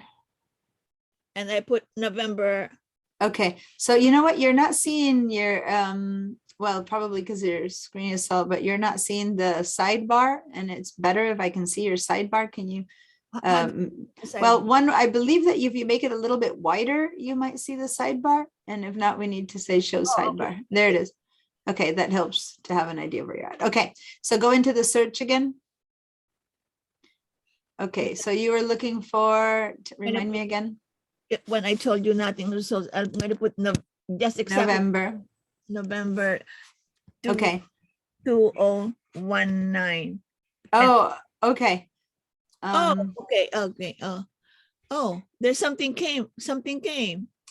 Yeah, it's possible that you had separated them November and then 2019 or something like that. I don't know how you had the search before, but now there it is, November 2019. And if you guys look down, it says moments, see all, and she has like November 27th to 30th, or you know, different days or stuff. So if you click on see all, then it's showing you, oh, you clicked the way I stopped seeing it. What happened? Uh-oh, looks like it crashed just like mine. Oh, how weird. So it is possible then that is my computer problem and not. No, well, it's possible like mine that it's so full. What's happening is when your computer begins to get really full, and if you don't have a ton of RAM memory, it has a hard time. RAM, the more memory your computer has, the more RAM your computer has, the more capable it is at juggling multiple programs. And right now you are juggling not only the Photos app, which has a lot of data in it because yours has millions of photos, plus you've got Zoom, plus you're sharing your screen. And that's, I don't know how many other programs you might have open. I'm looking and seeing little dots in a couple of other places, but not many more. I think you have Word open, stuff like that. So your computer begins to get really pushed in so many directions, and that's maybe why it canceled. It closed. So go ahead and click on Photos again and open it up again. It's possible that you know, we're pushing it to its limits. Okay, so go ahead and I don't know, it closed on me when I was doing a search, so I'm suddenly wondering if, but look at, she's got 37,252 photos, right? See at the very bottom, and 508 of them are videos. And let me tell you that videos take a lot of energy to handle and space. Okay, so anyway, go back, photos, quit unexpectedly, click reopen. Okay, that's your computer warning you of what already happened, and you already did reopen it. So go ahead and say ignore. Ignore. Because you already opened it. All right, let's do that search again, and let's hope and break down this time. But anyway, do another date just to try a different one, since the November did work. January 2019. Okay, and there they go. Photos do show up for January 2019. So yeah, it's one of those, like, when you call me, it suddenly works. Keep trying it without it. Not, does anyone else happen the thing where it's not working? So let's use, can we use you, Yolanda, for a second as an example? Because you have so many photos and I have so few in my sample one, that it's better to do the next step with a big library. And you do have a big library. By big library, I mean a lot of photos for the artificial intelligence to work. So can you go in there and click on the X next to the January 2019 so that we get rid of that? Because then, do you all see her computer well, her share? You want me to put, yeah, click on the X. The more photos you have, the better it is to demo this. And so I would love to use your computer to demo the next few things that I want to show, because by having so many photos, your sample will be a better demo of this next feature than mine will. So see that it says not manage storage, not enough local storage. That yeah, could be the problem. Yeah, it you know, this is the whole we talked before how your computer is really full, and at this point, probably a lot of your photos are being mainly staying up in the cloud, and that you only have the little preview versions here. Oh, And so that's probably, but anyway, for now, let's just ignore that. Head up to the, because I just want to show this for feature for a minute. So the search is very intelligent, and in the past you could look for something like trees and it would look for trees, but it's actually getting even a bit more intelligent than that. First of all, go ahead and say, can you say I don't know, flower, right? Flower, I think, you know. Okay, so then photos with flowers show up, and remember that at the top it doesn't just show you those two little rows, it says 56 photos. And so if you want to see all the photos with flowers, it's not that she's only showing 56, it's just that, you know, you have to go and click on the right side to see them all, right? Now notice that at the bottom of her list it says, well, her whole list says flower 56, flowers 56, flower pot 133, flower garden 48, flower arrangement 36, and then at the bottom it says indexing. You see that? So she has so many photos that indexing means your computer is still kind of trying to search through all your photos and trying to find more. So indexing means that it hasn't done a complete search yet. Okay. And the more you use the search feature, the more it begins to remember things, and it has to index less and less. Like if she uses her search feature all the time, then you'll it will have, each time it has to index, it's marking and thinking and making, and it'll remember that it has all these flower photos. Now next time you look for flowers, it'll be faster to find them. You know what I mean? So the more you use a search feature, the more intelligent it gets, the more you're training it to look and for things. You know what I'm trying to say? The more it gets used, the more chances it has of finding. Anyway, so now go ahead and let's click on the X to get rid of that.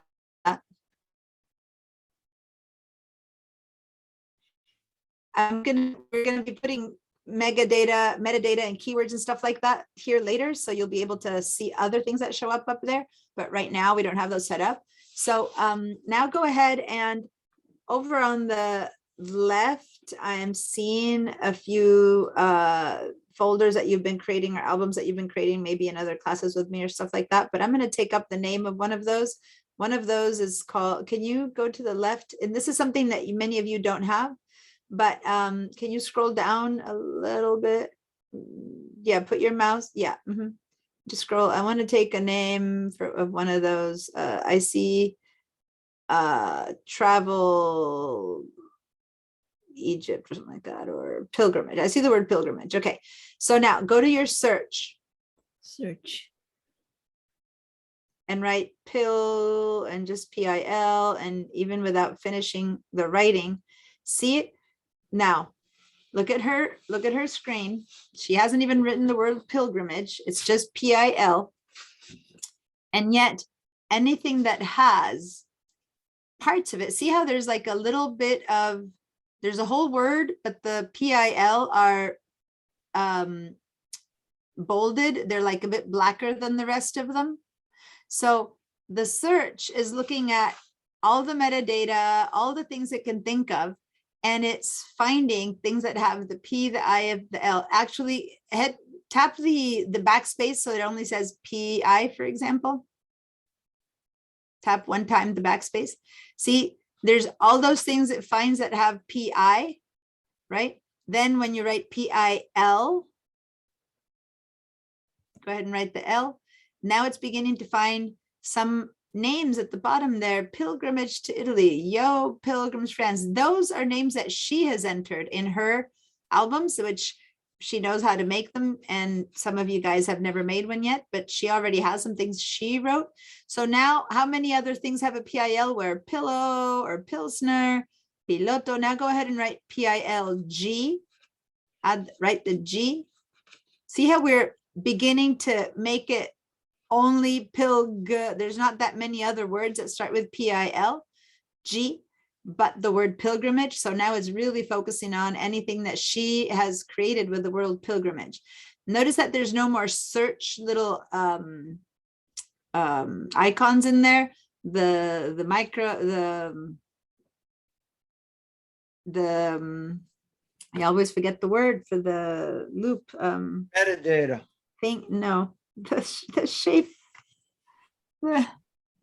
You guys have known me forever. The one word that always escapes me, the search symbol is a magnifying glass. Thank you. Oh. I always say loop. Always. People who have taken my class forever know that I always skip on this word. I want to say loop, which is the word in Spanish, and magnifying glass does not come to my brain ever. Okay, before she had, go ahead and delete the G for a second. See how she had a little tag that looks like an arrow? That's location. So Avenida Piloto. So there's something on Avenue Piloto somewhere because of location. Then it would search. See the magnifying glass right under that in front of pillow? It probably has things that could look like pillows or Pilsner. And then when you get a little bit further down, the thing that follows are albums, and albums are things she made. The first three are things that the computer finds because of its if it searching all the metadata, or because it's searching for things that look like pillows. But when you add the G, now go ahead and write the G again for the word pilgrimage. There's nothing under pilg that the artificial intelligence can find. All it can find is albums that she wrote. Okay. And so you can, if you write the whole pilgrimage word, it won't make any difference because you wrote the word pilgrimage on all of these. So this is a way to find your albums. If you guys don't have albums, you won't have this choice, but just showing you how there's so many things that could have been P, so many things that could have been I. By the time you get to the PLG, all it can be is something that she's written in there. Okay. And now she can go and find the pilgrimage that she did in whatever year she did it, to whatever place she made it, right? Now, go ahead and delete all those four. I'm seeing over there that you have an album called Travel Egypt. Oh, go ahead and write the letter E for Egypt, but right now, no, just the letter E for Egypt. Back off, yeah, E. So first, when you first write E, it could be either Egypt or Esperanza or Evelyn or Encina. See now, the Egypt would be a general search. Esperanza and Evelyn, see there's a little icon there that is a little like a human, a person. Okay, so we haven't yet shown you, but that would be the people, that she has some people set up. See how it says 11,353 photos that start with E, and then right underneath it, it says people, and you see names of people that have an E in it. You see that? So that's another feature that I'm going to get to showing you, but she already has some of those set up because she's taken this class before and she's labeled the names for certain people. And then underneath you have a little arrow for Encina Road and then a magnifying glass for excursion. So those are all possible things with E until now. Go ahead and write EG. Go ahead and write the G. Now there's only things that could be EG, Egypt, egg yolk, Egypt, travel Egypt. iPad class with Norma, I can't tell whatever else it says, but there's probably some EG in that name, right? At the end after the Norma. All right, now write EGY. And now it can't be egg anymore. It can't be Norma. Now it is only things about Egypt. So see how the search kind of starts honing in on things that are more possible. Okay, so I just wanted to show this with her because she has so many choices that I wouldn't really have that many choices here as a result. So how did it work for you guys doing this feature? Did it help you find some things? Now, for many of you guys, if you don't have albums, it won't help you with like it does for her with things that she's already albumed herself, but hopefully it helped with things. So now, as much as it works with things in her case that she's already found, go ahead and delete EGY, delete all those there, please. Thank you. Thank you so much for doing this, this demo, this live demo, Yolanda. Now, how about if it's something intangible? like intangible, like, I don't know, sad or happy or things like that. Go ahead and give it a try. Put in happy. I don't know, something completely, Oh. okay? So it's not going to work. Artificial intelligence hasn't gotten that far yet to understand human emotions or things like that, but it's gotten good at trying to look at pixels that look like something and assuming that it's a thing. So I don't know. I have a lot of fish photos because my son fishes a lot, but go ahead and try the word fish. But I have no idea if you have any single photo of the word anything like, but it might be Yeah, for harder. Okay. happy, I got birthdays. Yeah. Okay. That's interesting. So you wrote happy and you got birthdays. Yeah. Okay. So that's a good one to see. Did anyone else under happy find something in particular? Maybe it just knows that events or weddings or things like that, if you have albums that say that, it might know that it's supposed to be happy. Anyway, so we wrote fish and it found things that look like fishing. And yes, actually, I see 4 people fishing there. So that's completely artificial intelligence picking up from our photos and deciding that those things must be fish. Okay. Now, if you look for fish in mine, I have a lot because my son loves to fish, but I'd never heard you talking about fishing. So I thought, well, let's give it a try. And there you go. Sometime in your life, you did fish or have photos of someone fishing and it was found.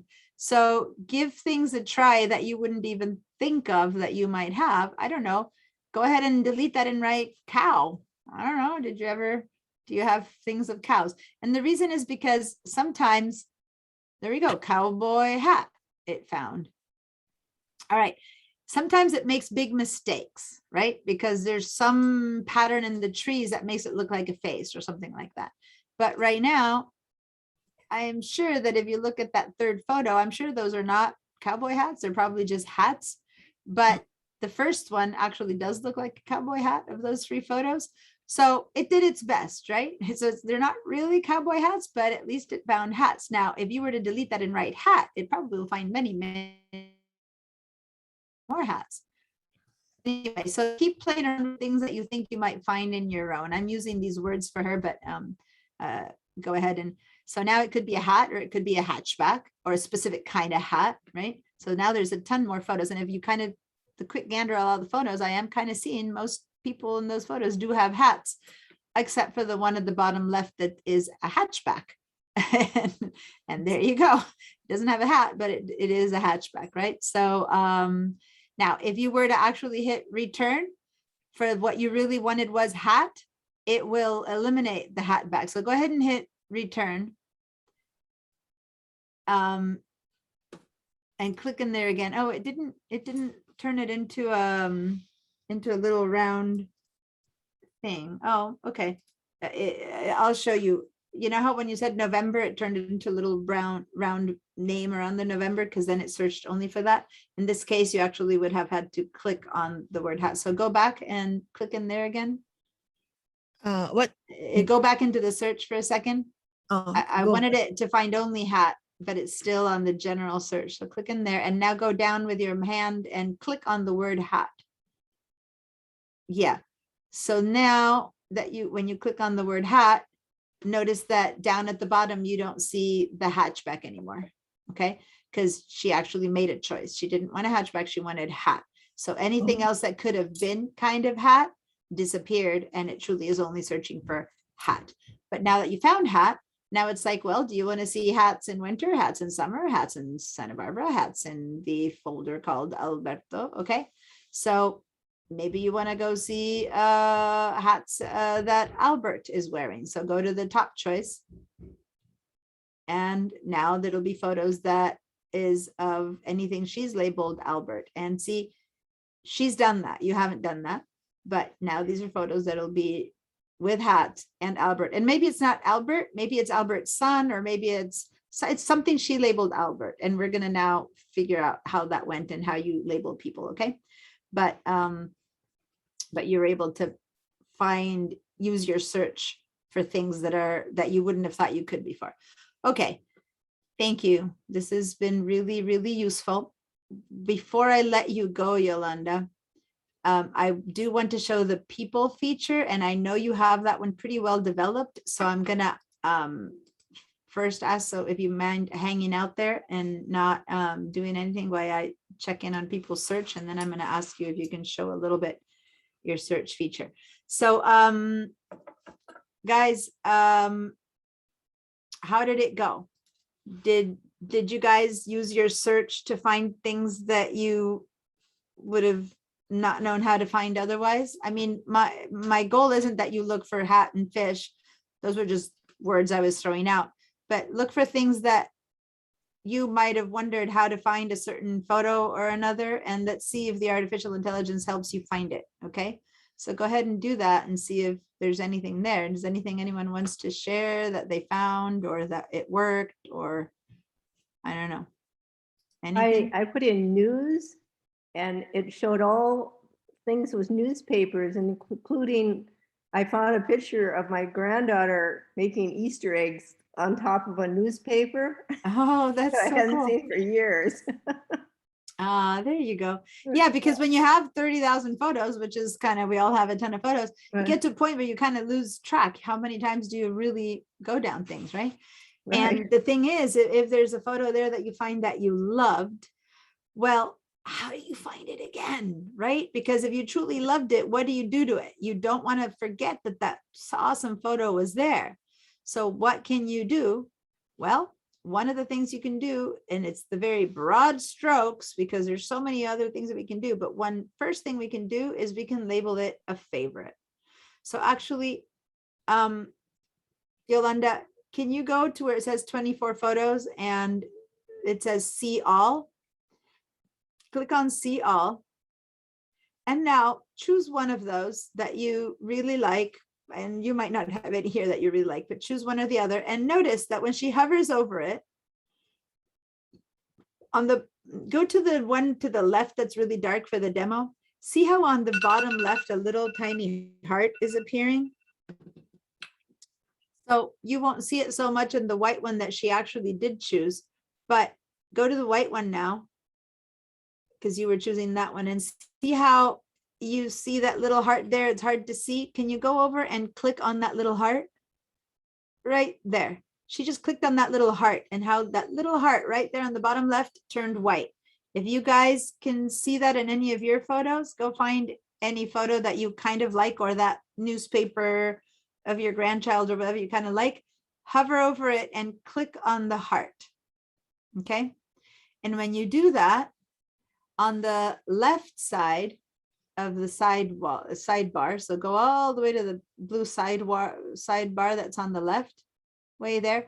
You see how she has a feature there called favorites? Go ahead and click on that. And that thing that you put a heart on has set itself into the favorites. Now, she has a lot of favorites. Now move your mouse over these, and maybe those favorites that you have there, you put there on purpose, or maybe you were clicking on a photo and you clicked in the bottom left corner and it kind of showed up there, right? So now if say one of those wasn't really a favorite and it's there by mistake, maybe that roster there or whatever isn't a favorite, maybe it is, you can actually turn it off, right? Or you can scroll up and down and look at that photo that I kind of made you call a favorite and it wasn't really a favorite, and you can turn it off. Now careful, don't turn too many of those off, because if they are favorites, now you have to go find it again. So how do I Okay, again? go ahead and see if you can do a Command Z to undo that, to see if maybe you can bring that one back. So be careful, because once you, Oh, unfortunately is that if you labeled it on purpose, it was truly a favorite and you don't know where it is, like it was, I don't know, March 2017.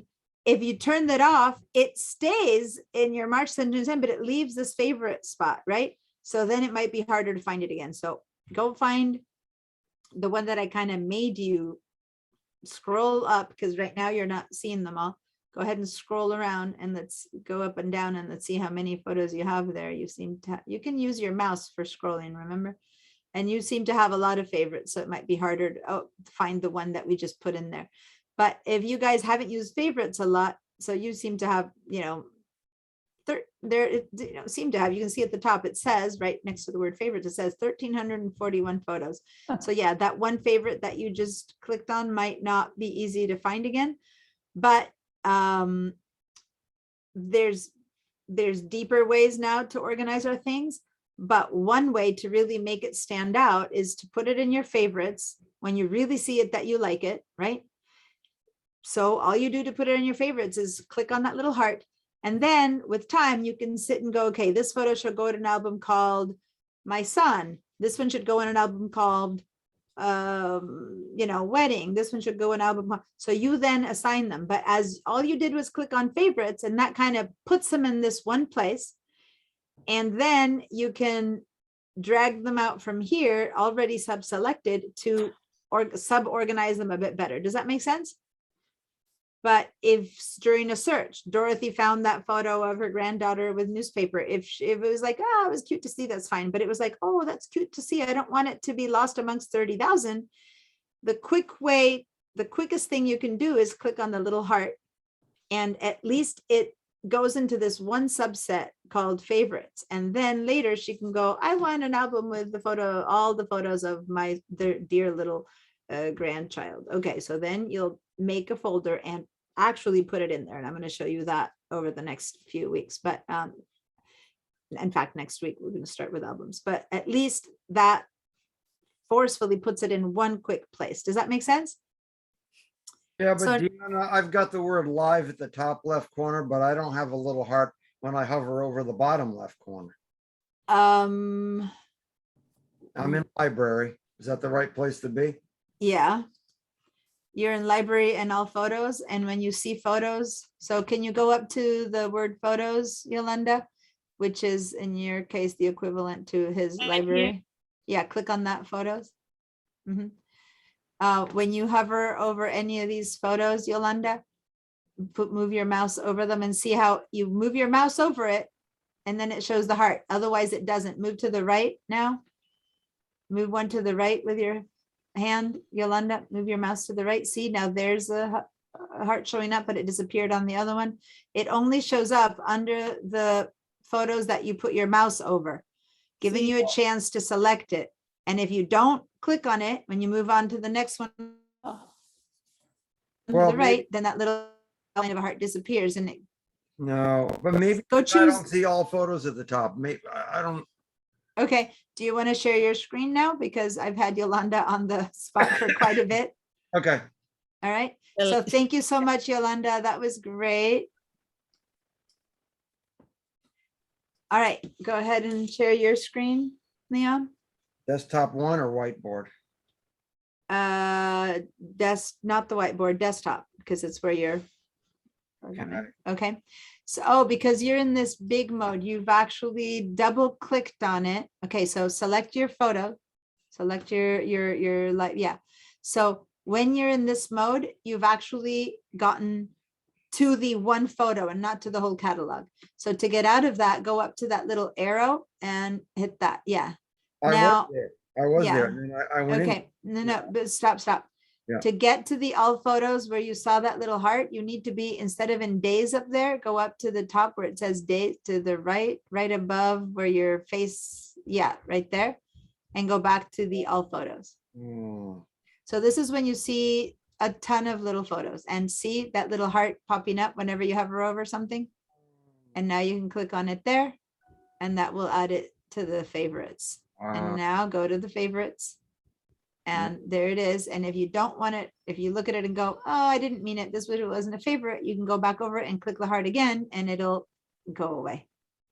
And it's not a favorites anymore. Okay. Grazie.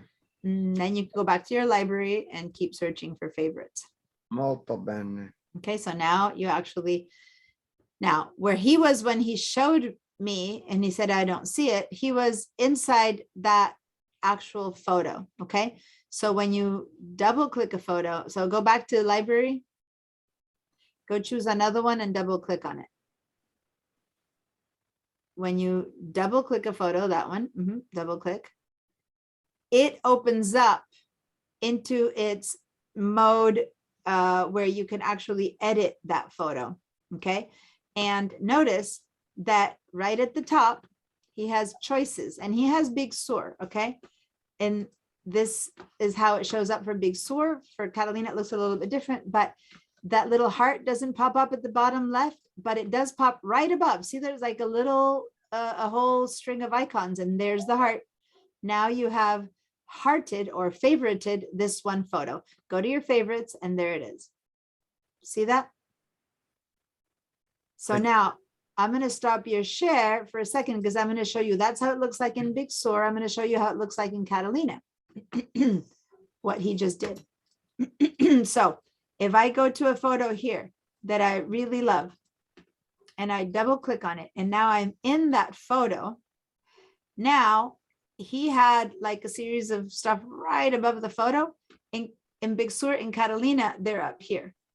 So you don't go to that little heart on the bottom when you're looking at the big photo, you go up here, and that's what you hit, the heart. Now, one thing I wanted to show you is that over here on the left right now, I don't have a favorites. It's not there. Why? And why? Because I don't have any favorited photos yet. Now I'm going to favorite this one by hitting a heart, and boom, now the favorites appears. So I have one heart in it. Now, once they have a ton of photos that have hearts, I'm going to heart, you know, I'm hearting or favoriting a bunch of them. When I go to favorites, now I have a bunch of them. It's harder for it to disappear because I would have to actually be taking them all off. But when you, I'm going to click on all of these guys now and say, no, they're not my favorites, and I'm turning them off. By the time you get to the last one, my favorites is their last one that I'm going to turn off. Boom, there's no favorites. So the favorites album disappears because there's nothing been favorited. Okay. So if you guys go, oh, my favorites, it's not there, it's probably because you don't have anything favorited. But once you have even one, it appears, and that's your favorite. Okay. So does everyone have a favorites folder now? Yeah, and I went to my favorites folder, and in my favorites, I have two favorites of the same image, and one is an HEIC and one is a JPEG. Which one should I keep? Well, at this point, probably both. Is it exactly the same image? The number in the bottom is the same, or is it the Yes. same moment? The number is Okay. the same. There's let me explain more about HEIC next time, but at this point, keep both. Your camera is shooting an HEIC and it's also pumping out a JPEG.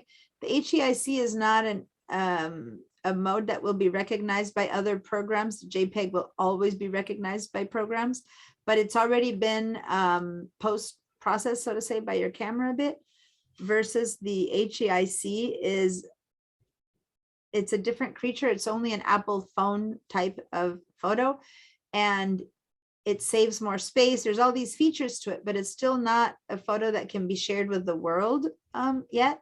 So I'm kind of not yet clear, because I was going to look into this a bit more. The JPEG, the HEIC, if you try to share it on an email to someone, it will turn into a JPEG because it knows it can't be seen by someone else, right? So when you go share it, it will transform itself into a JPEG.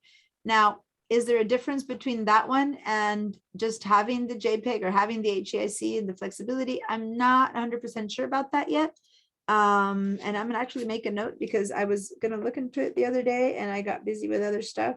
And when the camera has saved both for you and not just one, I'm not clear what's a good choice to do here. And is it even saving, my question, is it really even saving two photos, or truly is it one that is showing you in two modes?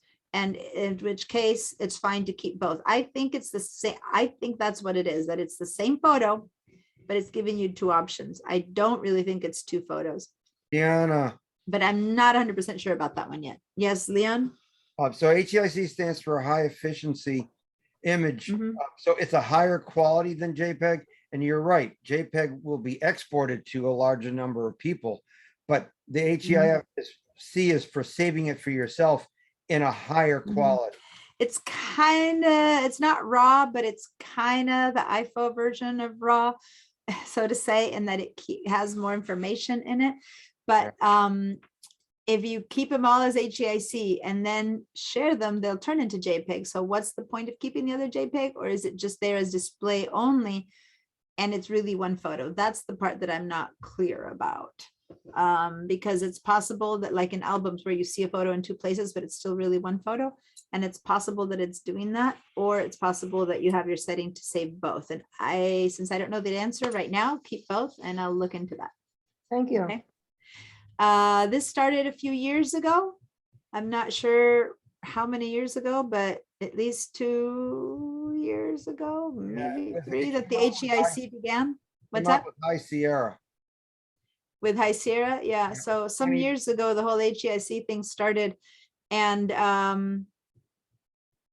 yeah, I never bothered to figure if it occupied, if you keep both versus if it occupies more space or not. So but JPEG photos, I don't actually explain that here in this class because you get the photos that you get. In my Photoshop class, I explain a lot about JPEG photos, but just a quick little rundown of JPEG photos have already been kind of clipped at the edges by the camera when you take them. So if you have problems like see right behind me, I have this really bright stuff. That's this window that I have behind me. If you take a picture of this right now, that becomes just basic white with no detail. You don't see like my window or my garden behind me. If this is a JPEG photo you take, you'll never be able to recover detail. Versus if you take a photo that isn't made into a JPEG, you might be able to edit this back into seeing the window or the garden outside. And the HEI photo has more flexibility that way to recover those features.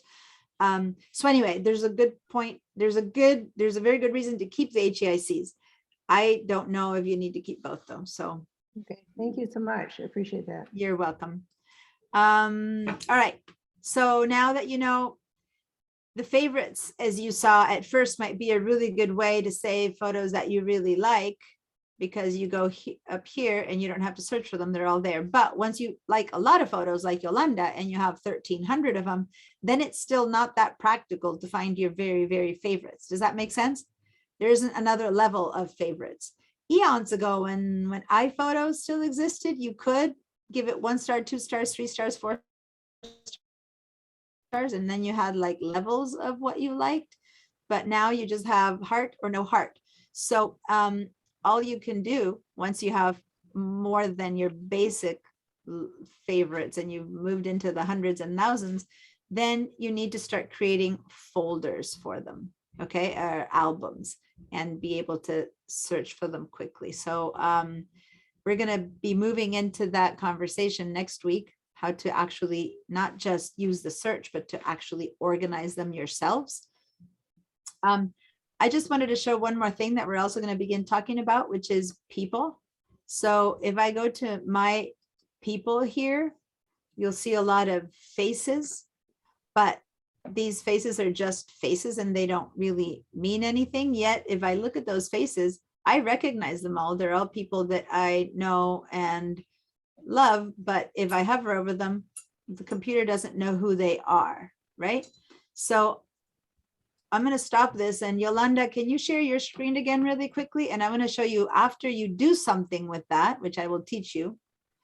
Let me have Yolanda show hers. Now, can you go to your people for a minute? And this is what I wanted to show you, how she has worked with it and see how she has names under a lot of these people. See that? And so in her case, and you guys will get there, but once you want to find a particular person's photos, then go ahead and double click on one of those that we'd be happy to see, like maybe the little girl. I know, double click on one of them. So Annika, we're going to double click that one. And now there's just photos of any place in her whole library where this little person shows up, ever since she was little to when she's bigger. So go ahead and you can scroll down, and this is showing you like partial photos. So if you scroll down, keep scrolling a bit, and you'll see more photos, or if you want to see every photo she's in, you can click on show more, and then it'll actually show all the photos that this person's in. And okay, so now this is a subset of the photos in which this girl appears, and then which it's all her computer. She trained the computer to see a face and to recognize that face. So it's not that she has labeled all these photos Annika. It's just that once you label a few photos Annika, or however the name is pronounced, then the computer searches for more of that and puts these out there, and so finds more photos for her. So we're also going to be looking into that. Okay, so there you go. Thank you so much. And right now, I'm going to stop your share. And right now, if you've never done anything to your people, it should look like this-ish. And when it looks like this or more, you might have more faces. Some of the faces you don't recognize and you have no idea what they are, then you don't need to have them here. They're just incidental people who happen to be at a party. But the computer doesn't know who's your daughter and who's just a person. So it shows any photos that it seems to think are important, and you get to tell it, oh, this is someone I really will search for later, or nah, I don't, this person is no one to me. Donna, your screen isn't showing. Diana. Oh. Yeah. Okay. There you go. Thank you. So I was going to say, in this case, they're not labeled, and we're going to have to do something about it.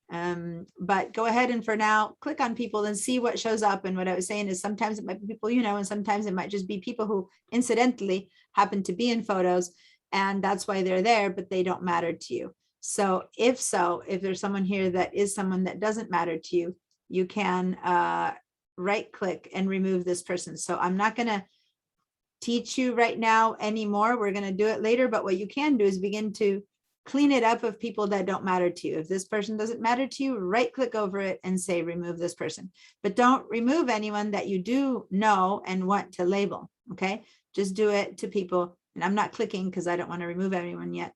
Now, if it's someone who is truly, truly important to you and you want to be able to find their pictures all the time, then you can right click and say favorite this person, and then or you can hover over their little heart and click the heart. But you notice that she had a lot of hearts over her people, and that's when you start labeling them. So for now, all I want you is to look and delete people who are nobody that you ever care about. So when we get to this place next week, you already have culled some of the faces that the computer finds and doesn't really, that you don't need.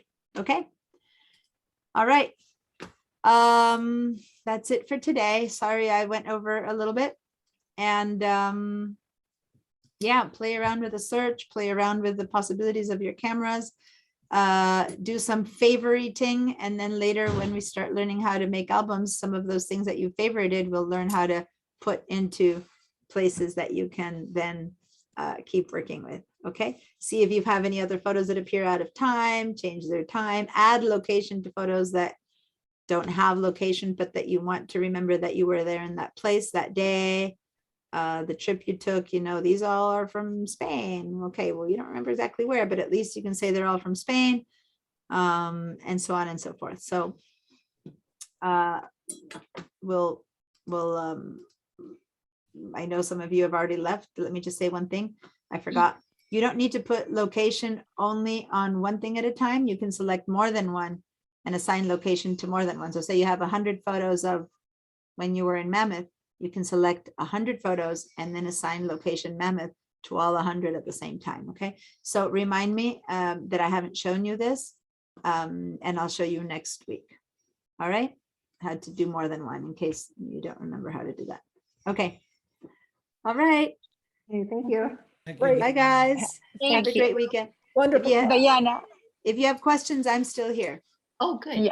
Yeah. Okay, Diana, I have a question, but it's for my phone. Yes. What happened when I enter to the agenda, only I see the letter A, B, C, and I don't see any in E, in F?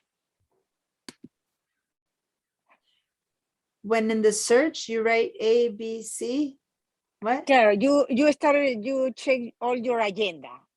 Okay, your agenda, all the person that you have registered, but you can only find later the people who have the last name with letter A, B, C, D, and not E and F or G. Can you can't share your screen? I don't see that happening. You never see? No, No. really, that is a problem. My mom, and she So- asked me about that. Maybe so she I'm doesn't trying have to- too much memory.